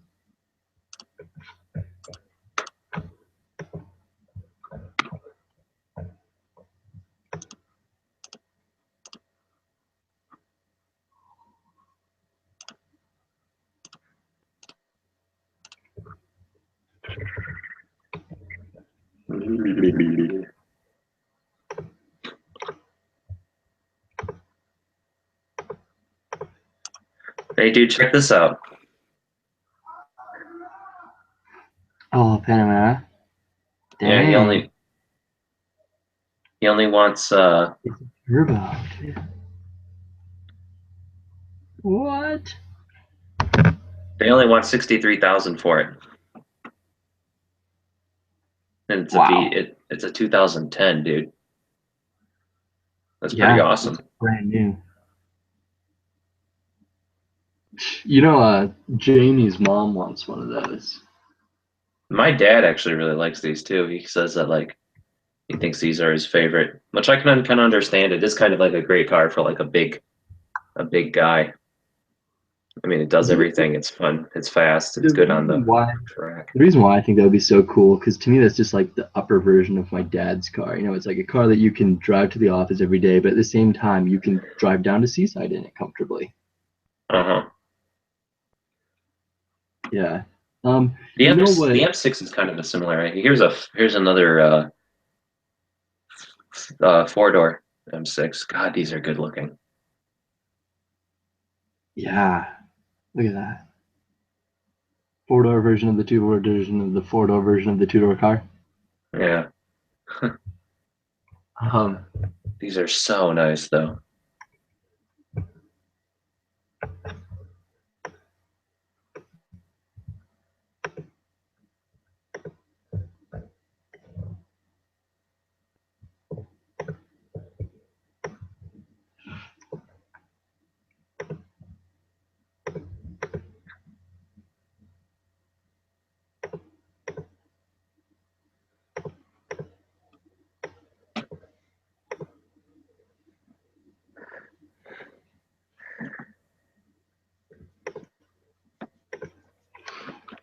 You looking for a summer project?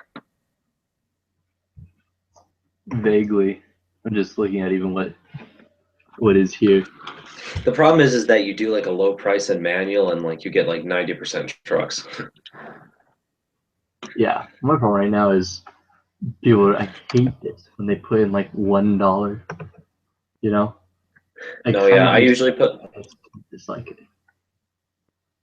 I put a minimum of like 50, and then like a max of like 1,000 if I'm looking for stuff like that. Yeah.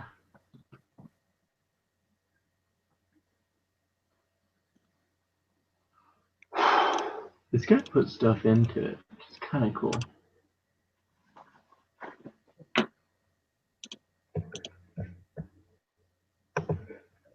Um, let's just even go 300. Ah.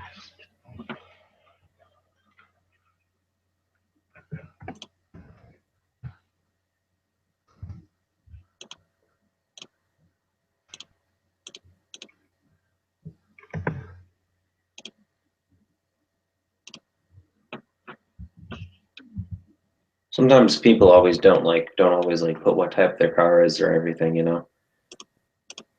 Yeah. Right now I'm running like a whole bunch of Here, this is perfect, dude. This is what we need. a little silica. Yeah, these are rear-wheel drive manual, little 4 cylinders with carburetors on it. It'd be really easy to work on, really easy to tune. Tons of replacement parts. And you know, people turn these into drift missiles. This one's only $900. That would be kind of fun. That'd be $450 each. We could definitely do something like this. This 20R motor's decent. It does smokes has a valve leak.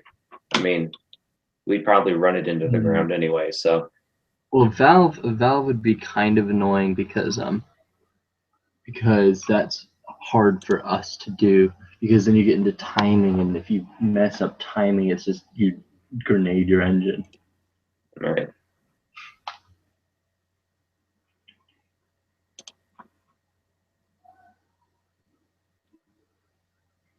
See, this is what I should have gotten him to have purchased like originally, and we should have spent 20 grand on something else.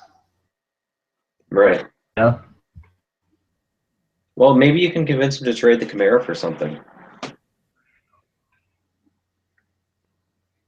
I don't know. Yeah. It seems like you could. It seems like you could talk him into doing something like that. I don't know if you'd consider that mean or not, but you know.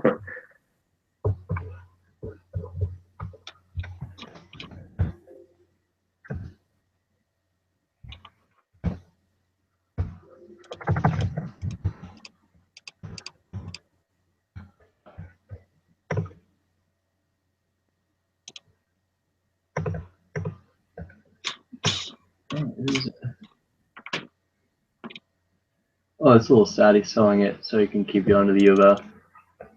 No, really. Yeah.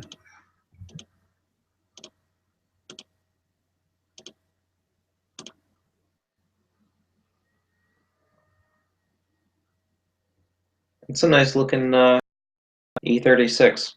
I like those. I've always wanted one of those E36s. Kind of have a thing for Yeah. them. I could totally see myself getting something like this. You know, it's just classy enough. It's getting to the point though where kids are starting to beat on them because they're getting cheaper. So Yeah.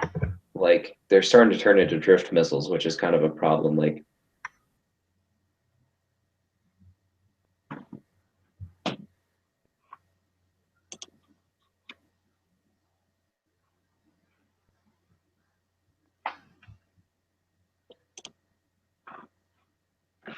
Yes, this is what we need.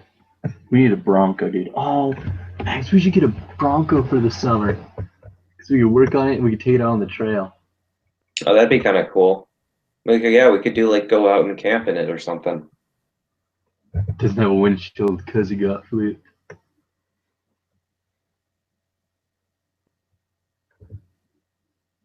Dog, $600. That'd be kind of fun. Doesn't look like it has a passenger seat. No, I don't think so. I think that would be. I don't know, man. Like, I think the very first thing we need to do is determine how much each of us could put in. You know what I mean? Mm-hmm. And stick to the budget.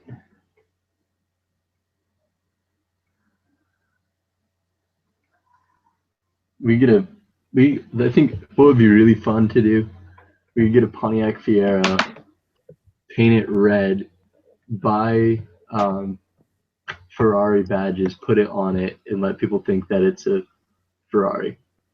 I don't know. Yeah, it's kind of like the oldest joke ever, though, dude. I know, but I think so many people just wouldn't get it. You know? Maybe.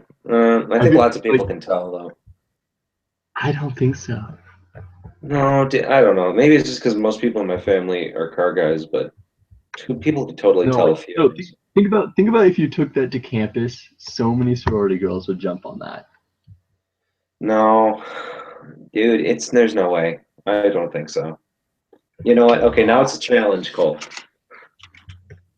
Who can rebadge a car to get the most pussy? Yes. That's got to be one of our YouTube challenges.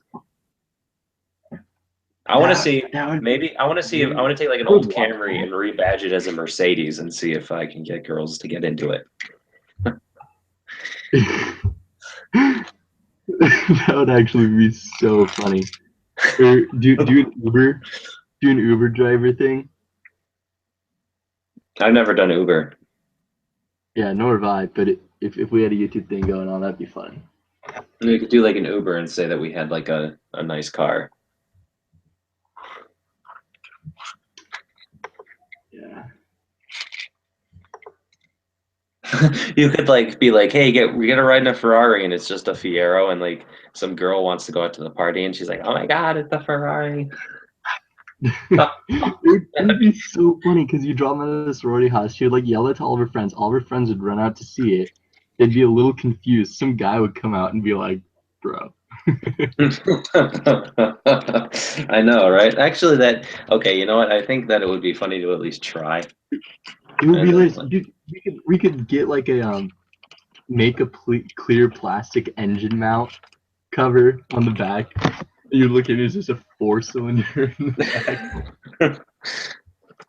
We could just paint the headers red and just like in a Sharpie write we should Ferrari. We could take your saw. Get this Ferrari with only one E or one R.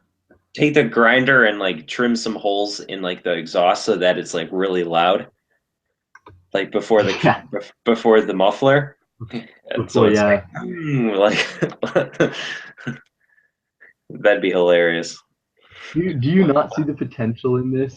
Okay, I kind of do see the potential. Yeah, that is pretty great.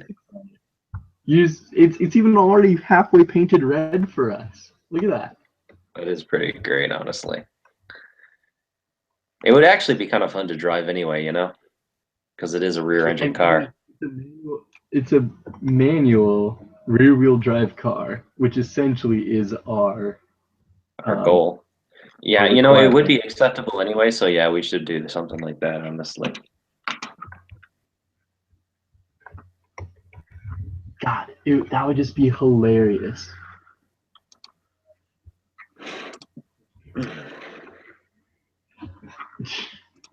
Could you imagine? I'm getting dreams now about that. I'd be okay with doing that.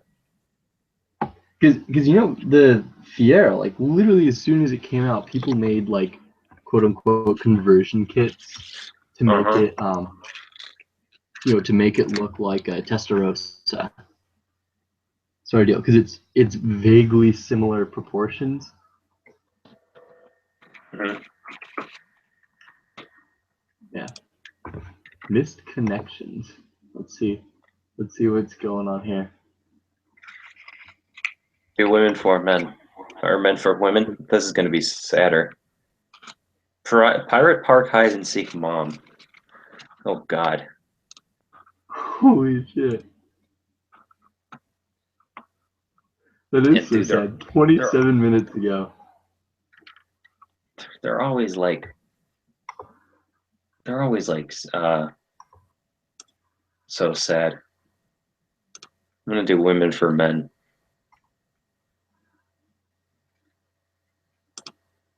Isa Insomnia Coffee. Maybe.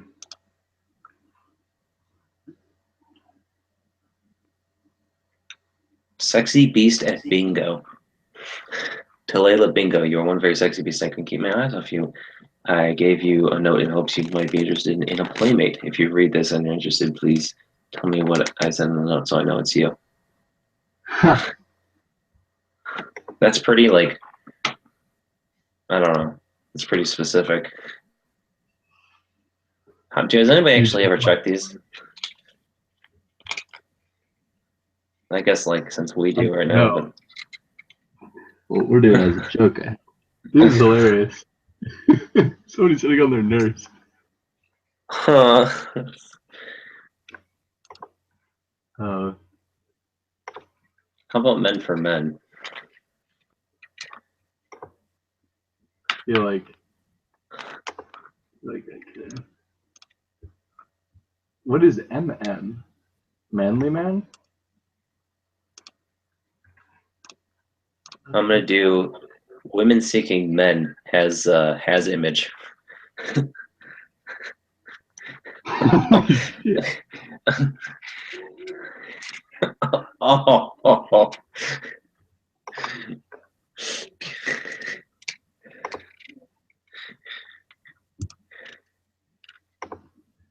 Search titles. They have to have titles.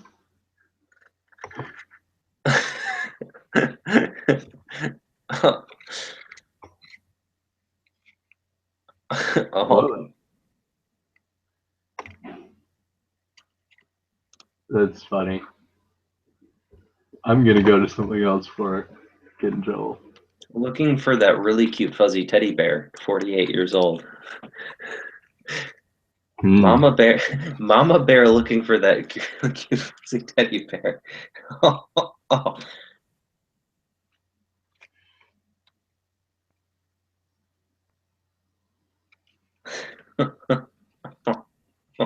Wait, oh dude, I didn't read the whole description.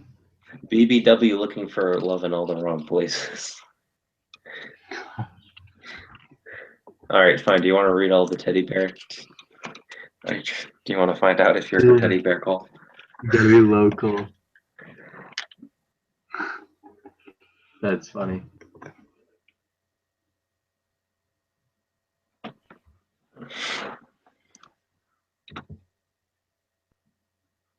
Me, you, and your truck. My goodness. Must have 4-wheel drive truck, no sissy shit. That's hilarious. Tall, thick tattoos, naughty but super nice. What, dude, white preference. Oh my god. Oh my god. You found yourself a good one there, Matt. Oh my goodness. White preference. That's so subtle but so good. Like, and sorry, no old guys. Oh man.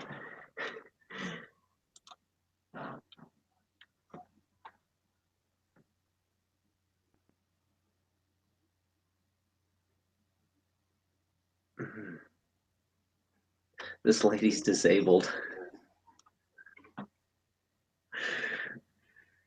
Oh, that's sad. No, it is.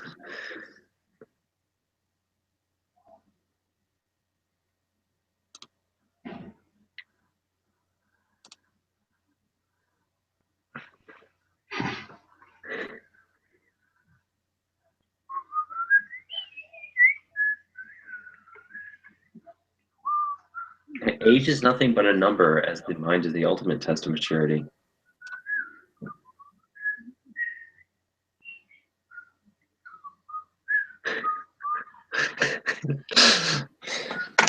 What's her number? No. Max. You No. don't want to go. You don't want to go to the next level of trolling here. No. Quickly viewing. You should send the racist one just a bunch of black dick pics.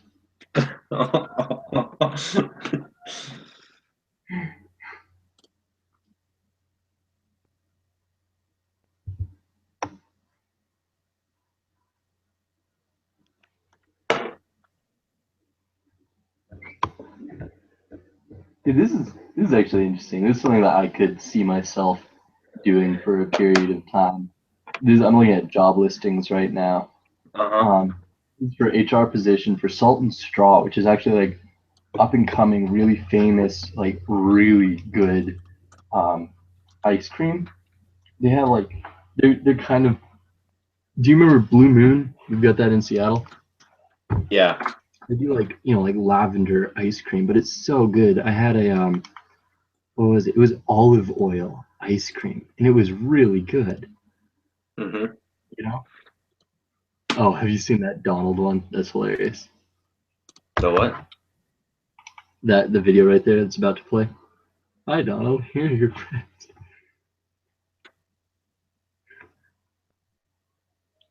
Hmm. That's pretty good. Oh, you gotta see the ending. Boom. Dude, do you ever watch Dan? Dude, do you ever follow Dan Bilzerian? He's my fucking hero, dude. Well, is this the guy with all the chicks on his boat all the time, right? Yeah. He's such an awesome dude. He's like the ultimate playboy. Nice. What does he do to afford this lifestyle? His dad, he's like actually a trust fund baby. Yeah. But he's actually one of the best poker players on the planet. Okay. So you get the And capital to enter those tournaments. And he actually has won quite a few, so he lives pretty well. That's pretty cool. You know, like I'll respect anybody who is doubled what their original capital was. You know. Right. You know, kind of at neutral, everything beyond that then is impressive. You know. Mm-hmm. I kind of get why people were hating on Trump for his small loan of a couple $1 million, because it is a bit privileged to call a couple $1 million small. But I think it's small as far as venture capital goes. Yeah. Yes, especially considering what he was going into. Right. For real estate, Yeah. $1 million is like a house. Yeah, no, because he had a small loan of what, like 5 million or something. Uh-huh. No, his Like, $1 million was his original loan. that's But it. dude, what Trump did is like something you and me could do. Like literally what he did is he found a place where he could build like luxury apartments. He went to a bank, convinced them to get a loan, and then he used the money to build luxury apartments and sold them, and he flipped it for like millions of dollars. And he was made like in his 20s. Like 10 that's something million you and me could do, dude. Yeah, suppose to a certain extent. The thing is, you have to get a corporation established first, but that's not that big of a deal, you know. Mm-hmm. Because if you go belly up, it would suck. Oh.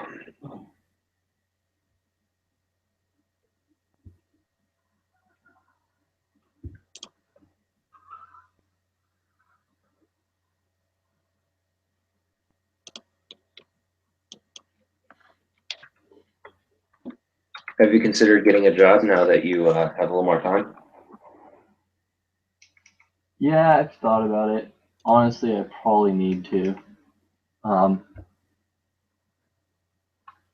yeah, I'm probably just gonna do something on campus. You know, Right. 'cause they're I'm jealous of my friend, dude, because he's in computer science and like he keeps getting internships on campus. They're super easy for him to get. They never drug test or anything, and like they're always like 12 an hour. And like that's I pretty don't know, good. I just wish I could find like a finance internship and this just call me back, you know?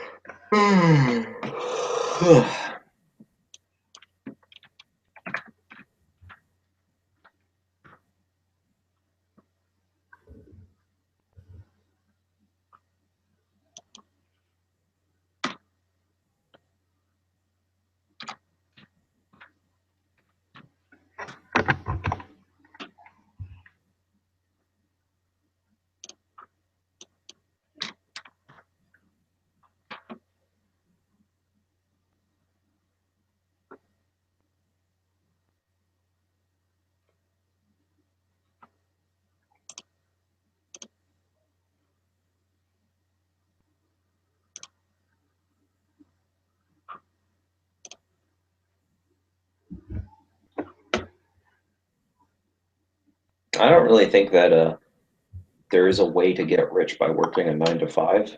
I think that only anybody who's ever really gotten rich has invested capital into assets that appreciate in value.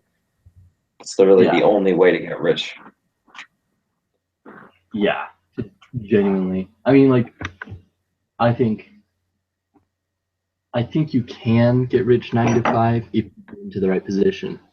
Mm-hmm. Because, I mean, if you become the CEO of GM, you're working 9 to 5. You're gonna be stinking rich, Right. you know.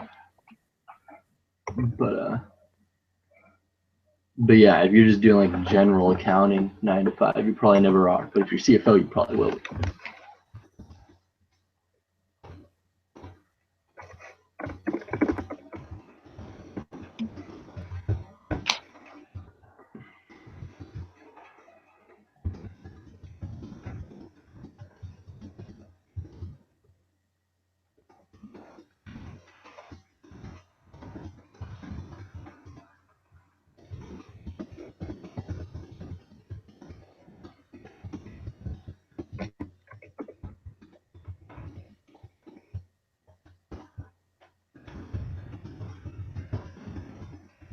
Tell your dad I said hi. All right.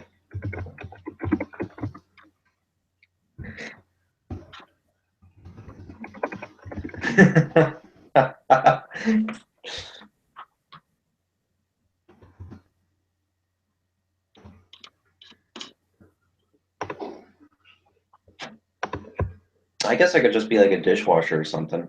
Where's Novo? I think I've been there. I actually want to show the bilingual one. Dude, I wish I had gotten that job at at the BMW dealership. I know I totally could have handled it. Yeah. See, okay, here, Max. This right here is what interests me. Check this out. Mm-hmm. Starting in downtown Portland. 5 years experience. That's not unreasonable. Labor relations, employee relations, benefit. This is just like, okay, union setting. That is interesting. That's what I would have a hard time getting. Supervisory, yeah, can use office stuff. PHR, SH. This is all the stuff that right now I'm studying for. There's this group called SHRM, Society of Human Resources Management, and they put out these tests. They're essentially like a board exam to be a lawyer, and that's what says that you can do HR. Are they like morality tests? Like, what are they on? No, it's like comprehension, like what part of the ADA, Americans with Disabilities Act, like what would be the compliance of this sort of thing? How would you handle something like this? So I guess to a certain extent, morality, stuff like that. You know, think of it like a board exam, board test, whatever they call it thing. But like, you know, 5 years out of college, I could be making that much. Yeah, that's pretty awesome. I feel like you do that, you live frugally. Okay, so state income tax in Oregon's like 40%. 8.6. So I'm bringing home 48 grand divided by 12.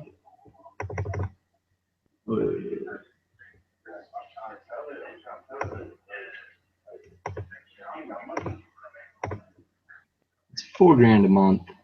Dude, I could build guitars for Ernie Ball. That's awesome. Ernie Ball is like a big name. It's not too far. It's like right here. I'm up over here. Dude, Ernie Ball is great. They make all sorts of guitar strings and parts. Oh my God, this would actually be really cool. They say you don't really need they don't really need any you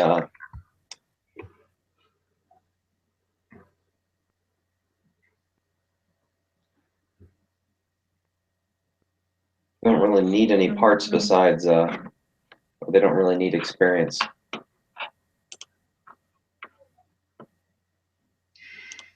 Besides like just like knowledge of electric guitars, which I've got a decent amount of.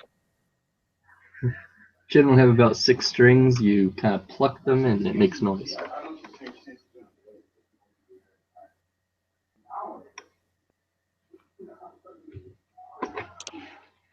I probably want somebody with like experience in different gauge sizes, different types of pickups, single coil, dual coil pickups. Scroll down. Responsibility test. Preferably applicants who have experience wearing electronics components and soldering. I'm okay at soldering. For detail.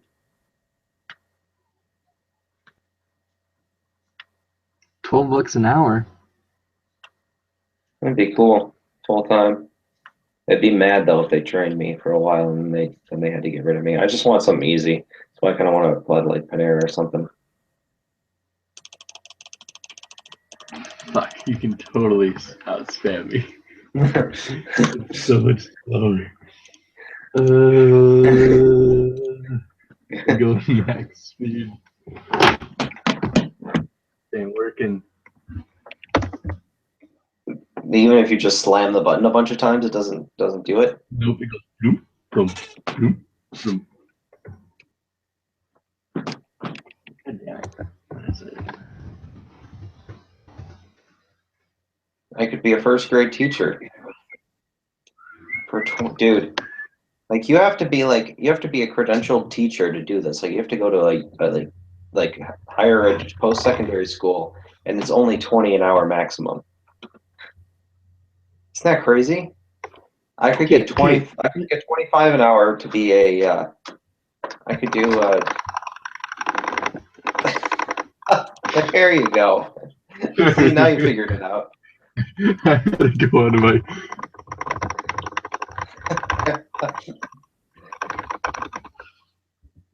It's like it's having a hard time It's gonna loading up. crash.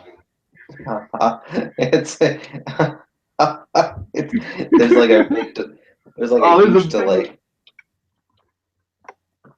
It's like still loading them, I think.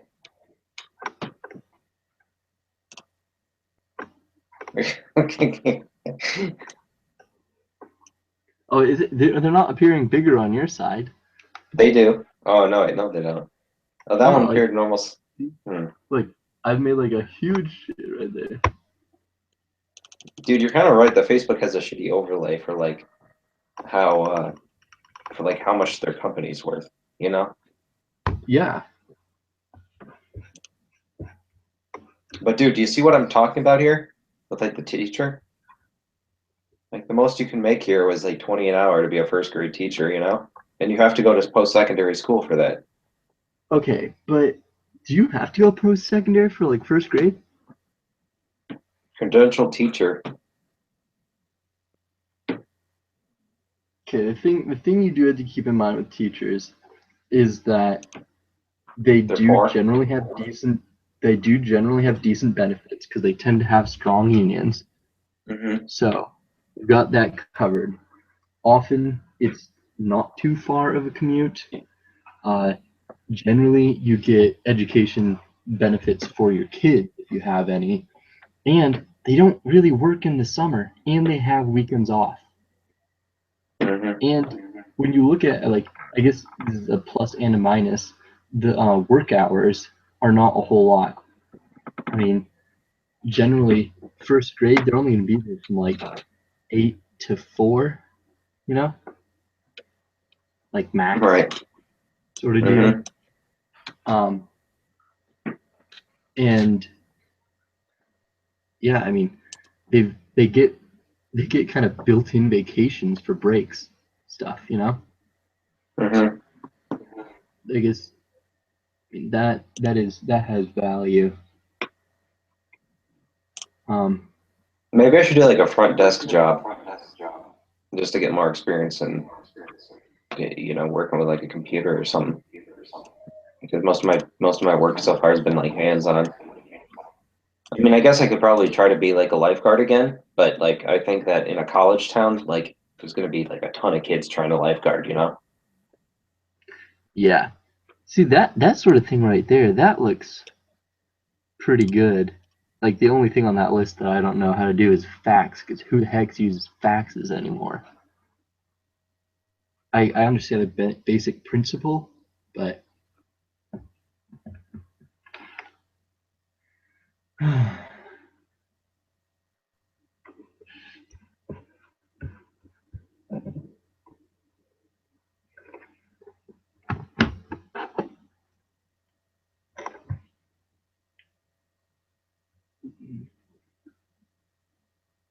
90-day get acquainted policy. After 90 days, we'll sit and talk, see how you feel about us, and evaluating the long-term fit, competitive wages, and opportunities to be awarded.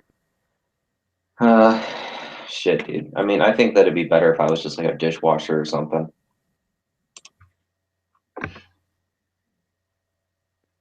Two years experience in a high-volume restaurant just to be a dishwasher? holy shit! What? What? What? To be a Is it- dishwasher? Wait, take a screenshot of that. Send that to my dad. Send it to me so I can send it to my dad. He'll think it's hilarious. That's freaking. Are you shitting me? Okay, see, like these are the sort of things where I would hope, as an HR, I would never do. Oh, like to I mean, have to. being a restaurant, they don't have HR, admittedly, but you would hope somebody has the common sense that you don't need 2 years experience to wash dishes. Like, Right. rather than that, because they're focusing on experience in, like high pressure, high volume, you know, you can honestly say we want somebody with good dexterity, sort of deal. How do you print screen again? It's control and then You print gotta get screen, like right? the snipping icon. God, I hate Windows 10, dude. Just use the snipping tool. How do you do that? With So, give me one sec. Like, so for me, mine is just right down here. And, but I pinned it to there. New snip. Then I do this.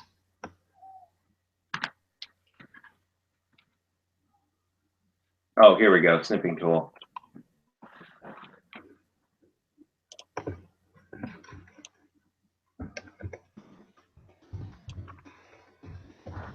Oh shit, that's not what I want to do though. I I want to grabbed it. highlight this. Oh, you got it? Yeah, I did it. I pulled. Nice.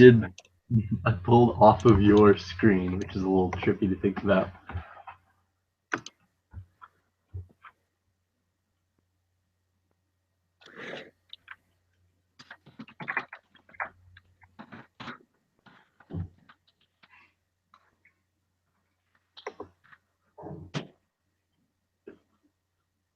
You know, I don't know if I want to work there. And I know don't really have my options open, but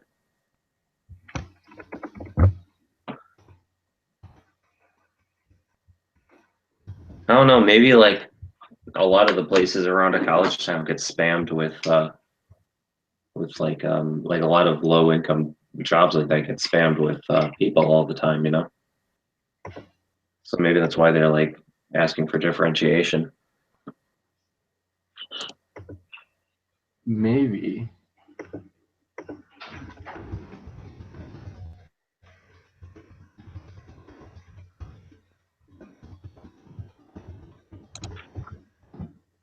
Dude, what were they even offering to pay at that restaurant?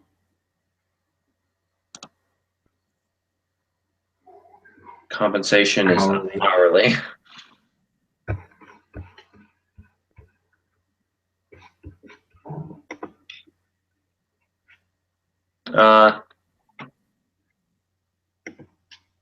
People are I don't know. nuts. I don't know if it's a policy for HR, but like I hate these like bullshit things where it's like, oh, we want honest, respectable, nice people. Like yeah, I'm gonna say like, oh, I'm a dirtbag. I guess I can't work there.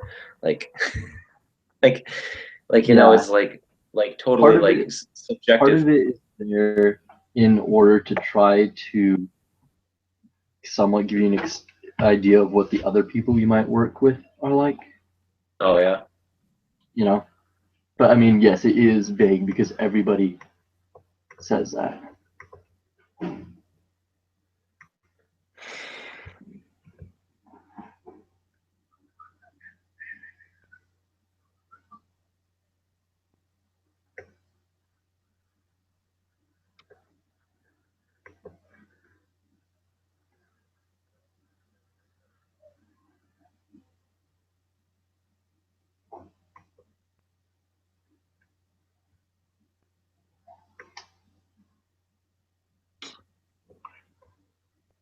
This is something that's interesting.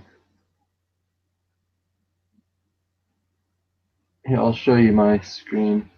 This is something that I might actually honestly like find interesting. Like you build a bit of experience. What? Oh, both Spanish and English. Can you speak Spanish fluently now? Yeah, for the most part. Can you understand people with heavy accents? Yeah, I'd say I'm definitely getting better. The thing is, if they're offering 13 an hour, either they're gonna end up with a native speaker or who like doesn't have a I don't know, I'm not familiar with that. Um, a native speaker or somebody like me who can kind of get through, you know? Yeah, you're probably not. You're probably gonna find somebody who's like way better at one language than the other. Yeah. Yes.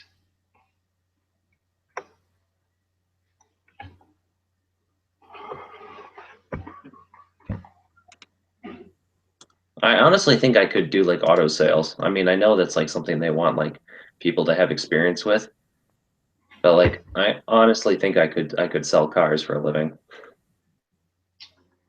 I think, yeah, I definitely Because think I'm you like could. I think both of I'm us could. I decent. think a big part is getting at a good lot. If you're just at a crummy lot where they're not bringing in people, you don't stand a chance. You know what I mean? All right.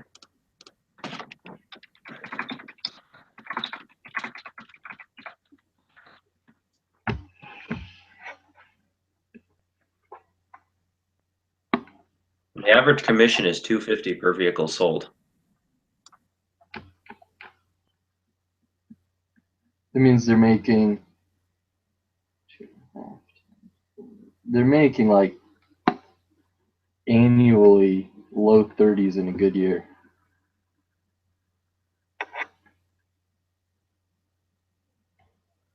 Yeah, that's not really much better than minimum wage, honestly, because there's no promise you'd even sell a car. But I mean, uh,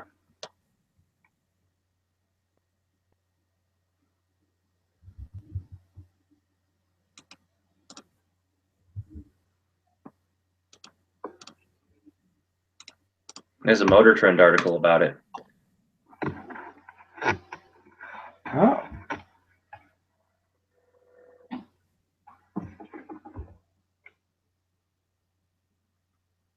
My commission is a percentage of the profit at the issue, where 5% of the front end profit and 5% of the back end. The front end profit is made on the purchase price of the car. The back end profit is found by financing and anything else we sell you, such as extended service or gap insurance. Oh, so that way he's got like he's pushed to sell both like the car and like the extras. Yeah. Okay.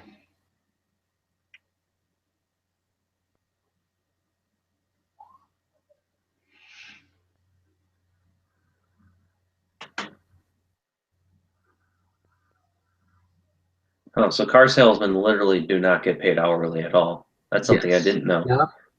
Yeah. That's why.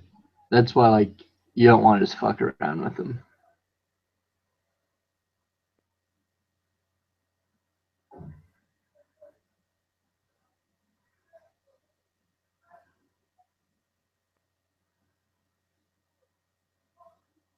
Wow. Look. Otherwise you'll starve. Prior to getting versus that always been paid salary. I had one for girls.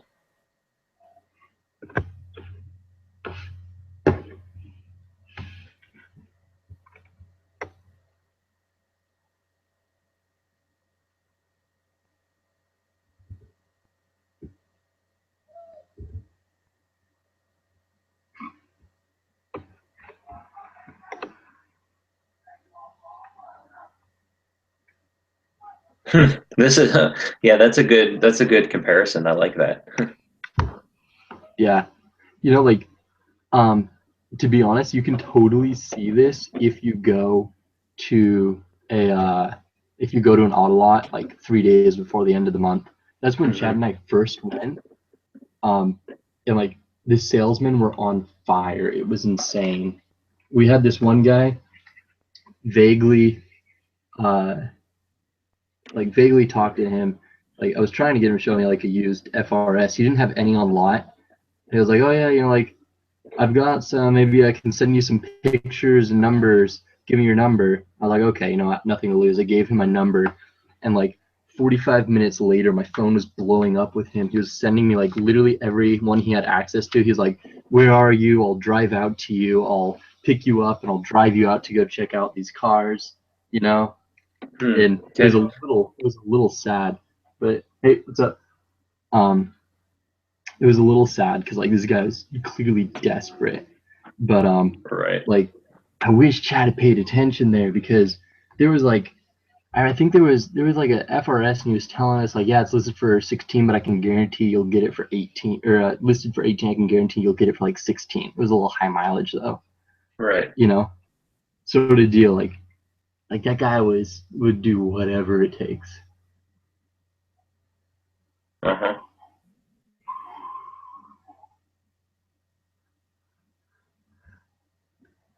Basically, a call center.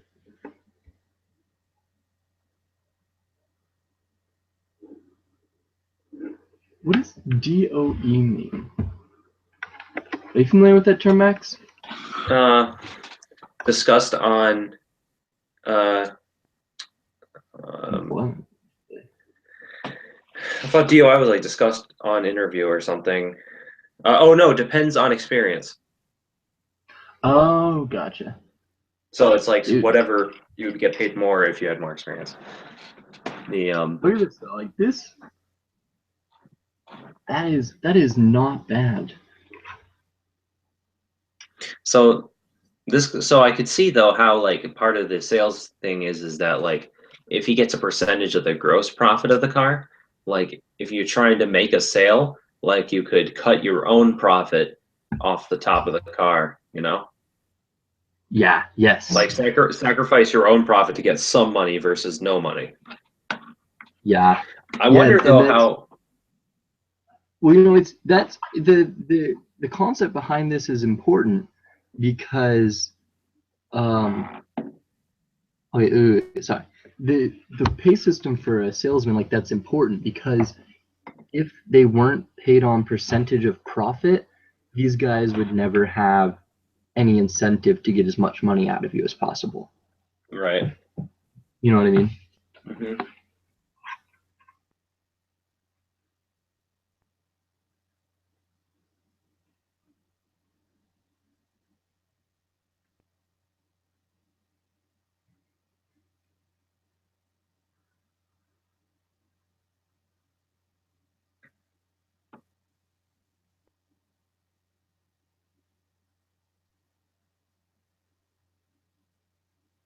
I think kind of like the car companies are the ones that screw the dealers because like the salesmen have to put up with whatever crap comes from the factory, kind of, you know? And there's a lot of new cars that like I definitely wouldn't pay as much as they're asking for. Yeah.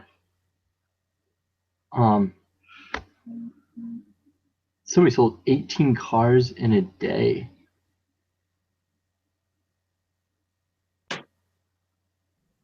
Yeah. This is an interesting article, actually. Wait, what's But I mean, just to make like 450 bucks a day?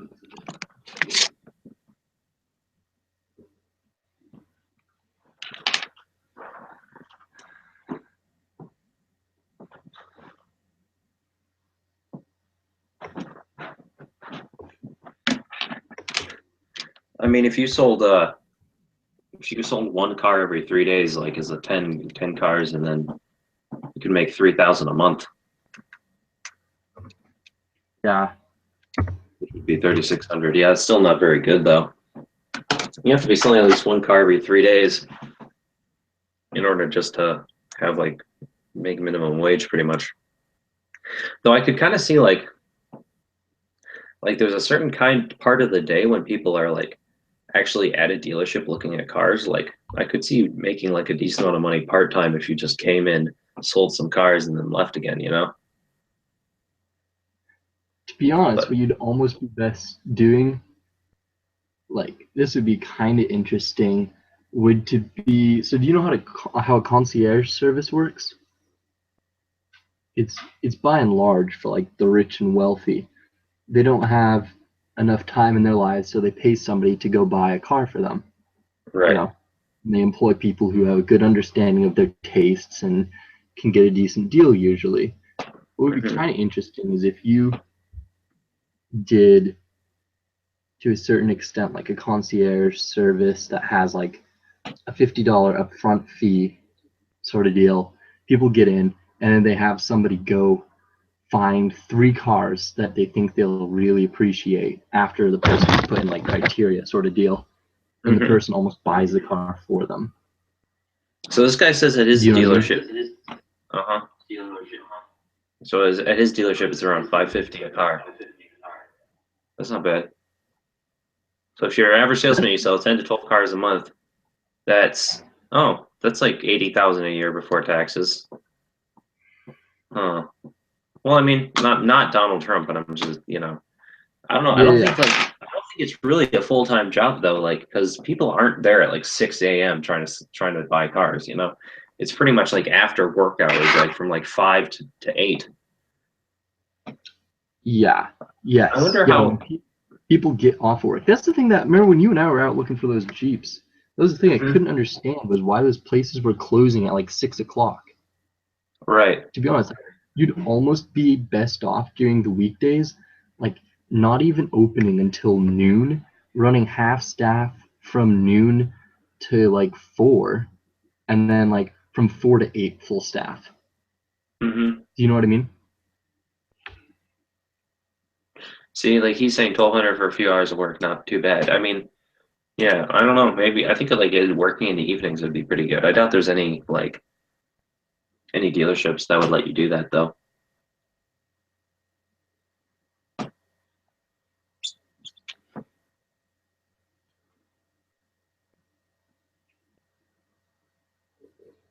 Yeah.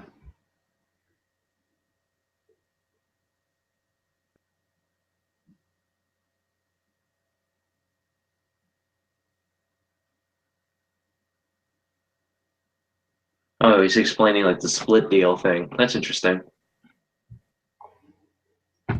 Ooh, how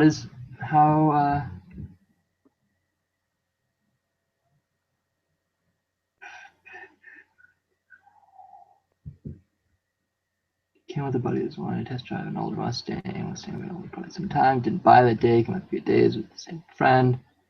Huh. I was busy. Oh, I see. Yeah, actually, I encountered this. The guy would be like, "Yeah, I forget what the hell the guy's name was. Like, Mike is busy right now, but I'm his friend Pete, and Mike asked me to show you guys a couple cars." Uh-huh. My brother pocketed $6,000 commission on a $14,000 car. The truth was, in the mini deal, it split two ways, and ended up being we each made $62.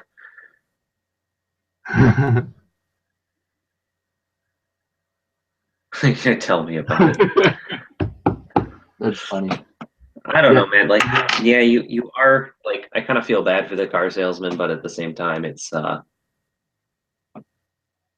it's hard. My dad, you should see my dad talk to his car salesman because it is like how I'm occasionally awkward around people. My dad is like that so bad with car salesmen. Like he cannot just like we were like You were looking. We were at that BMW dealership and he's like discussing like telling the guy why exactly he can't afford a BMW. I'm like, Dad, don't just say like you're looking, Yeah. Yep. Like the car, he doesn't want to stand there and listen to your story about how you can't afford it because he knows you can't make the sale anyway. Yes. Yeah. But boy, dude, like, because we went to like 4 auto lots on like the 29th of the month, and they're just like beehives. Those guys go nuts. Because something that's really interesting, there's a really good This American Life podcast. It's called like Car Salesman. Mm-hmm. And they explain like what it's like to actually run a auto lot, and you were right, they can totally get screwed by their suppliers because often, like, this was a Jeep dealership, so if the auto lot sells like 15 Jeeps a month, then they can get like a $10,000 bonus from Jeep, and then that $10,000 gets distributed amongst the salesmen. And so like they're all working together, which is kind of interesting. That's funny. That's by Rachel. I don't know. Yeah, she posts all sorts of military stuff because she's Navy. That's pretty interesting. She's kind of cute. Dude, she was freaking hot. She's just nuts. She's pretty curvy. Yes. But she's What's up? yeah, she is. She's a little.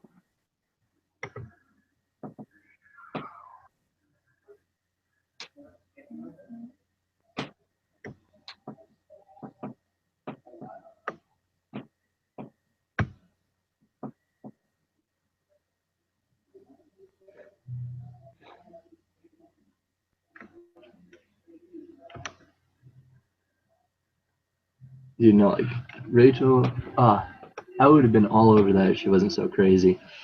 She's like. What did she do that was definitely- crazy? She was just weird, a little psycho-ish. And we're like, I don't really remember her dating anybody in high school. nah, she was definitely in like the hookup crowd. Nice.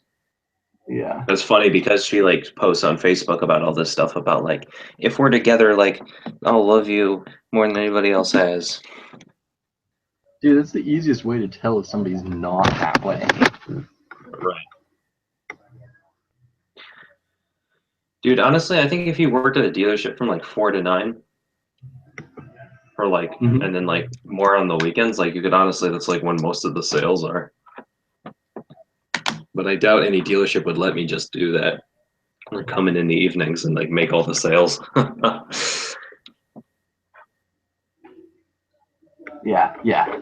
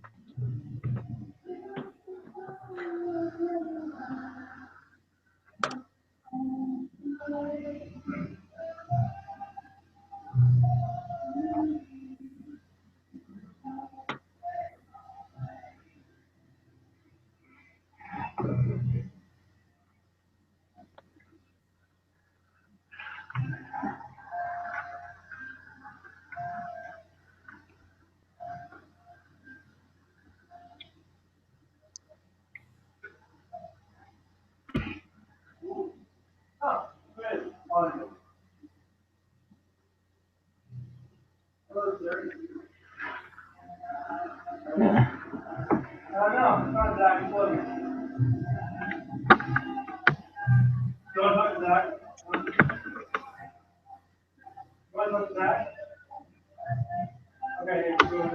One second. Is that Logan? Logan.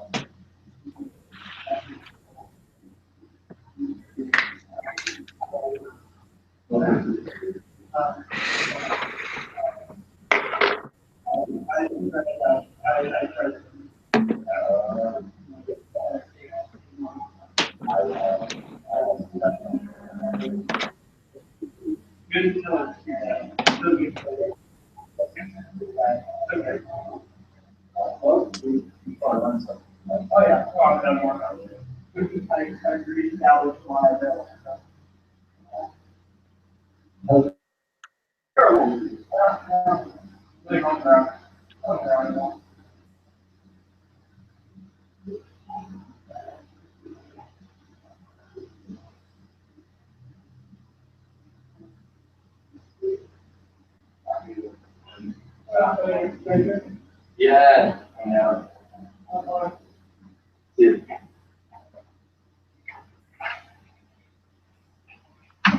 You still there, buddy? Yeah. This is interesting. This is a Reddit article that somebody wrote up that's about he was an ex-car dealership or ex-car salesman, and he's talking about this guy who about how they nickel and dime people in order to make more money. And Oh, like he's saying like in the finance office they actually sometimes make more of a profit, because like this guy was a great negotiator for just the car, and so he got the dealership to only make around $100 profit on selling the car. But he kind of messed up, and like in the warranty office he overpaid, and maybe like they played on the fact that he was trying to be overly careful with his funds to get him to buy like an extra large warranty. dude, I And he totally accepted a ran. 2% higher interest rate than he should have for the loan. Isn't that awesome? Yeah, good for the lot, bad for the guy, dude. This same thing, like I actually did a little bit of reading about this for like some negotiation stuff, and Uh-huh. like I just said no to literally everything, and they had like a list of like 20 things, and the thing was, I told my sales guy even before we were like talking about price that I wasn't gonna buy any finance stuff there, you know, like we're just paying straight cash. We're gonna have a bank check with the number on it, and that's all we're paying you. He was he was as honest of a salesman as you could probably possibly have. I think he was genuinely a good guy, but like he'd just go through this whole list, and he was trying to sell me on the oil changes, and he's like, yeah, we'll do like 20 oil changes for like $500 or something. I'm like, there's no way I'm gonna pay you $50 an oil change. You know what I mean? Mm-hmm. Um, it was like, what was trying to be like, we'll do your oil changes for the first like 15,000 miles, and it's only 3 changes, and they wanted like a lot of money for that as well. Like, it was insane what they wanted to do. Mm-hmm. And this is the crazy thing, because they offer like their own like running gear, full insurance, whatever, and they wanted like, I think it was like $3,500 for that. But like I asked about it, because if you could get it for like covering the entire car, it would essentially be an insurance policy, right? Um, and like they offered that for like 30,000 miles, and they finally got him to tell me more, and literally all it insures is like your pistons, gaskets, and true running gear. It wouldn't even cover like fans and belts and stuff. Like, won't cover brakes, anything like that. It was just like the silliest thing possible. And once he'd already sold us the car, he told me that like it's $3,600 for a used car, but it's something like $8,000 for a new car. And that completely doesn't make sense, because in theory a new car should have a significantly lower risk of any running gear failing. It's just Huh. insane. I think honestly the biggest fools out there though are people who buy new cars. And like I know it's kind of like a snotty car guy thing to say, but to a certain extent it's so true. No, So I just it don't. definitely is true. Like I can't understand why anybody would buy like a new, like I one of guess the new I Kias or new Camrys or new Toyotas or whatever. It just yeah, I guess the like only it's thing I can, like, and this is kind of me fanboying, but like Tesla might be the only one that I would be comfortable buying a new car from. right. You know what I mean? Because there is no middleman. This is what you pay for the car, and it comes with its warranty. And I think it's worth it at that. This is interesting about the finance office because finance managers at dealerships are actually ex-car salesmen that graduate and then they're starting to sell other stuff. Mm-hmm. This is pretty interesting. I could definitely see myself like buying a car dealership as an investment opportunity. Yeah. Do you think that like dealership franchisees actually make that much money? Because you said that you thought they did, like Claire Popke's dad. Yeah, I think. Yeah, I mean, dude, I think half of it's how they run it. Um, if you are able to get like a Jeep franchise dealership sort of thing, which is Mhm. not easy to get because I think to do that they have like minimum capital entries that you have to be able to do because you have to be able to build your building in the way that they want it done because it's brand continuity. It needs to look like every other Jeep dealership out there. You also have to be able to update the building every 10 years or whatever it may be. But yeah, if you're able to get that, if you bring in good sales guys, yeah, I think you can bring it in. Because like I was talking about, if you make Jeep's quotas per year or per month, they give you the vehicles at a lower rate as well as getting cash. So suddenly, instead of paying 20 grand for every Wrangler, they'll sell it to you for 18 and a half for every Wrangler. It was like that's a lot. That's like 6% discount practically. As well as that cash, and you don't have to give that cash to your salesman. You know what I mean? If you really wanted to work them, Well, you could just profit off that 25 grand a month. That's 300K a year, just for you, the owner. well, yeah, and I mean it's an advantage to the salespeople because they get paid for like the price between the selling point and like the price we pay for they get paid a percentage of the profit margin. So in a way, the bigger profit margin is their own paycheck. So like Yes. it's a better like it should be incentive enough for the salesman in order to lower that. How many salesmen do you think you really need? Because like when I was working at the when I was working at the Acura dealership, honestly, most of the income probably came from the service department. Yeah. I think a lot of it depends on the size of your lot and how quickly you're able to turn over vehicles, which I know is like kind of a cop-out answer, but because if oh great, am I about to blow up? I bet there's a thing you need like one salesman for every 20 cars or something, you know? Mm-hmm. If you're with 100 cars on the lot, you have to have 5. When you think about it, you have to have 2 people in financing, right? Minimum. You've got to have like 3 salesmen just so you can cycle through. You have to have a general manager. I bet bare bones operation you're looking at least 8 people. Mm-hmm. Like for skeleton crew, that kind of makes sense. If you were to manage everything yourself. Yeah. No, because nowadays you do need somebody who's in charge of the internet listings and internet management sort of deal.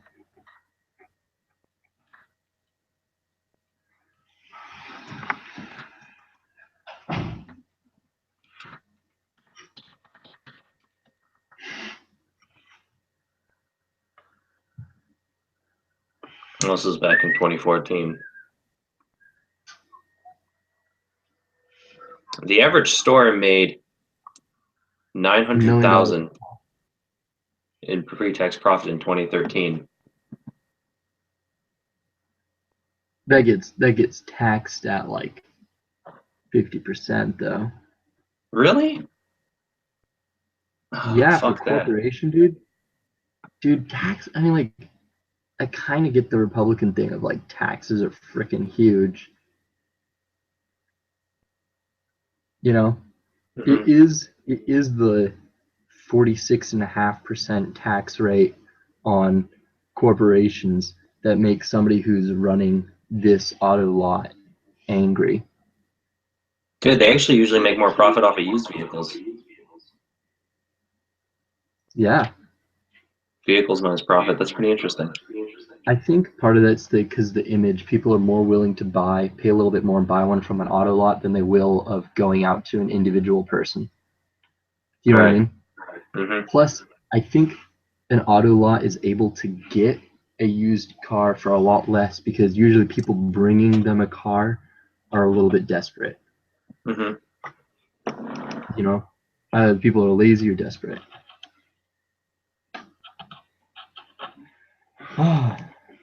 Yeah, dude, I think that I'm gonna go grab dinner, and then I have rounds at 9:15. I'll probably message you or like chat with you back around 9:45 or so. That sounds good. I might eat and go to the gym, so it might be a little later for me. We'll see.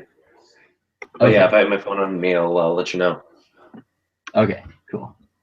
Sounds good, man. Sounds good. I'll see you later.